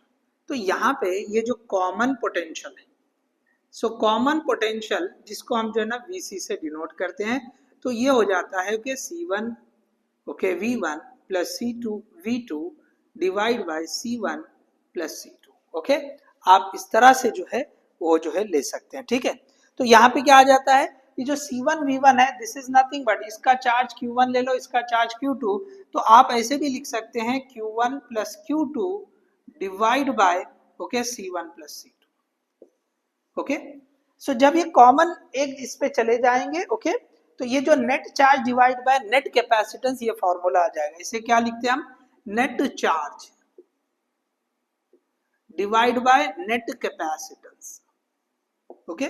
सो सिंपली आप ये फॉर्मूला याद रख ले, हो जाएगा। अच्छा, अगर आपने इसको अपोजिट कनेक्ट कर दिया तो यहाँ पे माइनस आ जाएगा, C1V1 minus C2V2 divide by C1 plus C2, यहाँ माइनस नहीं आएगा, सिर्फ यहाँ आएगा, ठीक है। तो इस तरह से जो है आप ये कर सकते हैं, ओके। तो ये जो है हमने देख लिया कि एनर्जी स्टोर्ड से में जो ये कंसेप्ट ऐड किया था हमने कि भाई कॉमन पोटेंशियल वाला, क्योंकि इसी को यूज करते हुए जो है कुछ क्वेश्चन जो है बनते हैं, ठीक है। अभी हम रब करते हैं, तो मैंने जैसे बोला लास्ट 2 मिनट्स है, तो उसमें हम निपटा देंगे कि हमने जो है ये सारी चीजें जो है ना एक lengthy discussion parallel plate capacitor से रिलेटेड पढ़ा, ओके। किससे रिलेटेड पढ़ा हमने, पैरेलल प्लेट से रिलेटेड पढ़ा। अब देखिए दो और कैपेसिटर बन सकते हैं, हमने प्लेट पैरेलल ले लिया, ओके, या जो है प्लेन जैसे थे। अब उसके बजाय जो स्ट्रेट वाले जो होते हैं, उसके बजाय ऐसा भी हो सकता है ना कि भाई जैसे दो स्फीयर हो, एक स्फीयर के अंदर एक स्फीयर और बीच में कोई डाइलेक्ट्रिक, इसको कहते हैं हम स्फेरिकल कैपेसिटेंस। क्या कहते हैं हम, स्फेरिकल कैपेसिटेंस। तो ये जो है ना ये इस तरह से, ये एक स्फीयर और ये दूसरा स्फीयर। तो अब देखिए यहाँ पे अगर मैं अंदर वाले, इसका रेडियस a ले लो, इसका रेडियस b ले लो, जो भी आप नाम दे, छोटे बड़े के हिसाब से आप जो है ले सकते हैं। तो यहाँ पे ये जो फॉर्मूला बनेगा, okay, this will be okay c is equal to 4 pi epsilon, okay, divide by, okay. अब ये डायलेक्ट्रिक मीडियम के हिसाब से आप जो भी लिखे, यहाँ पे हो जाएगा 1 by a minus 1 by b। चाहे तो इसको ऐसा भी लिखा जा सकता है, c इज इक्वल टू, आप इसका एलसीएम लेके सॉल्व करेंगे, so what we are getting 4 pi epsilon a b divide by b minus a, okay. ये जो ए बी ऊपर चला जाएगा और ये b माइनस ए हो जाएगा, जो बड़ा है उसमें से छोटा सब्ट्रैक्ट करना है, आसान है याद रखने के लिए। कौन सा आएगा पहले, कुछ नहीं, जो बड़ा है उसमें से छोटे को सब्ट्रैक्ट करेंगे, ऊपर तो मल्टीप्लीकेशन। तो अगर बाय चांस क्वेश्चन बनता है कि भाई स्फेरिकल कैपेसिटेंस का, हमने पहला पॉइंट पढ़ा था स्फेरिकल कंडक्टर, ओके, एक स्फीयर था खाली, ओके। यहाँ पे हम क्या पढ़े, स्फेरिकल कैपेसिटर पढ़े, ठीक है। वहां पे ये जो है ना, हमने जैसे अर्थ का एग्जांपल लिया कंडक्टर, दूसरा कहा तो इन्फिनिटी पे ले लिया हमने, तो ऑटोमेटिकली b की वैल्यू इन्फिनिटी कर दो यहाँ पे, तो देखो ये वापस जो है ना उस जैसा क्वेश्चन बन जाता है, 4 पाई एप्सिलॉन, ये जो है ना a ऊपर चला जाएगा, तो 4 pi epsilon naught, free space के हिसाब से क्या हो जाएगा, तो वो तो 1 पाई के हो जाता, तो r बाई के वही बन रहा है, ठीक है, वही फॉर्मूला बनता है। चलो इसके बाद लास्ट है, ओके, कोएक्सियल या सिलेंड्रिकल कैपेसिटेंस आप बोल सकते हैं, okay, cylindrical, okay, cylindrical capacitance, या इसी को हम जो है ना कोएक्सियल, क्या लिखेंगे, कोएक्सियल कैपेसिटेंस, ठीक है। अब देखिए इसके लिए भी अब जैसा रहेगा, जैसे हमने यहाँ पे स्फीयर लिया था, यहाँ पे आप ऐसे सिलेंडर बता सकते हो, ये ऐसे, यहाँ पे एक छोटा सा अंदर और एक सिलेंडर जो है ना ये ऐसे आप बता सकते हो, ठीक है। अब इसमें फिर से जो है ना ए बी आप ले सकते हो, ओके, छोटे के लिए आप ए ले ले, बड़े के लिए आप बी ले ले, जैसे यहाँ पे लिया था हमने, ये जो है ना ए रेडियस ले ले और ये जो है ना बी रेडियस ले लो। अच्छा, यहाँ पे एक चीज और लगेगी, सिलेंडर है तो इसका लेंथ भी बताना पड़ेगा, length of the cylinder is L. अब देखिए इसका जो फॉर्मूला बनता है, ओके, ये होता है c is equal to 2 pi epsilon into l, okay, into l, ये जो है लेंथ। अब यहाँ पे जो टर्म आता है थोड़ा यहाँ लॉगरिथमिक आता है, तो इसलिए ये जो पॉसिबिलिटी है ना थोड़ी कम हो जाती है, ठीक है। लॉग ऑफ b बाई ए, मतलब ये जो बड़ा पहले ऊपर आएगा नीचे छोटा, तो ये लॉग के अंदर वाला टर्म मोर देन 1 होता, ओके। तो ऑब्वियसली ये रेशो में ऊपर कौन सा रहेगा, बड़ा रहेगा। So 2 pi epsilon into L divided by log of E, log to the base E B by A। तो ये जो है आप फॉर्मूले याद रख लें, इन दोनों के फॉर्मूले याद रख लें। हाँ, एग्जाम में ऐसा कर सकता है कि भाई ये जो रेडियस दे दे, इनके रेशो का लॉगरिथम की वैल्यू ऑलरेडी क्वेश्चन में बता दे आप, क्योंकि भाई इसकी वैल्यू ये होती है, ताकि आपको लॉगरिथम का कोई इशू ना आए। तो आप जो है ना इनको छोड़ना नहीं, फॉर्मूला याद रख लो, एक आध क्वेश्चन कुछ मिल जाता है तो कर लो, नहीं तो फॉर्मूला तो याद रख लो। प्रैक्टिस में अगर आपको देखें, आप एक एक क्वेश्चन कर लें, सफिशिएंट। ओके, यहाँ पे आप अटक सकते हो लॉग की वजह से। तो मैंने जैसे बोला पॉसिबिलिटी बना सकता है। ओके, एनटीए क्या कर सकता है कि भाई जैसे उसने दे दिया कि भाई बी का वैल्यू 2 दे दिया और ए का वैल्यू 1 दे दिया, तो b बाई ए 2 होता, log of 2 to the base e, वो वैल्यू बता के दे देगा आपको, क्योंकि लॉग 2 हम यूज करते हैं, ठीक है ना, न्यूक्लियाई में भी यूज होता है 0.693। तो वो वैल्यू खुद बता दे सकता है कि भाई ये लॉग की वैल्यू इतनी इतनी रहेगी। तो अगर आपने फॉर्मूला ही याद नहीं रखा, ओके, उसको सॉल्व ही नहीं किया, तो वो यूज करने भी नहीं आएगा। ठीक है, तो देखो यहाँ पे हमने जो है ना ये जो इलेक्ट्रिक पोटेंशियल एंड कैपेसिटेंस, इसको हमने कंप्लीट कर लिया। देखो रिवीजन कर रहे हैं साथ में हमने टॉपिक वाइज एनालिसिस के, तो वक्त तो थोड़ा ज्यादा लगेगा। ठीक है, तो hope you understood this one, कि जो भी चीजें हमने यहाँ पे डिस्कस की हैं, ओके, उनसे आप फायदा लें। ओके, अगर कुछ नहीं समझा है, कुछ चीजों को एलोबरेट करना है या कुछ इश्यूज हैं, तो आप बिल्कुल जो है कमेंट करें, so will try to discuss this one. Okay, so hope you enjoy this session. देखिए थोड़ा सा जो है ड्राई सेशन होता है ये, क्योंकि हम जो है इसमें जो है रिवीजन साथ में ले रहे हैं, तो टॉपिक्स बहुत सारे टॉपिक कम टाइम में आ जाते हैं। ओके, तो आप जो है थोड़ा पेशेंस रखते हुए देखें, डेफिनेटली आपको फायदा होगा। अगर आपने सही समझ के, मैं जैसे टॉपिक्स बोल रहा हूँ किस तरह के क्वेश्चन बन सकते हैं, आपने उस तरह के ओके उसको समझ के अगर आपने जो है प्रैक्टिस की, तो डेफिनेटली जो काउंट है ना नंबर ऑफ क्वेश्चन सॉल्व करने का, वो अच्छा खासा कम हो जाएगा, उससे आप सारी चीजें सीख लोगे। Okay, so hope you enjoy this session, thank you, all the best.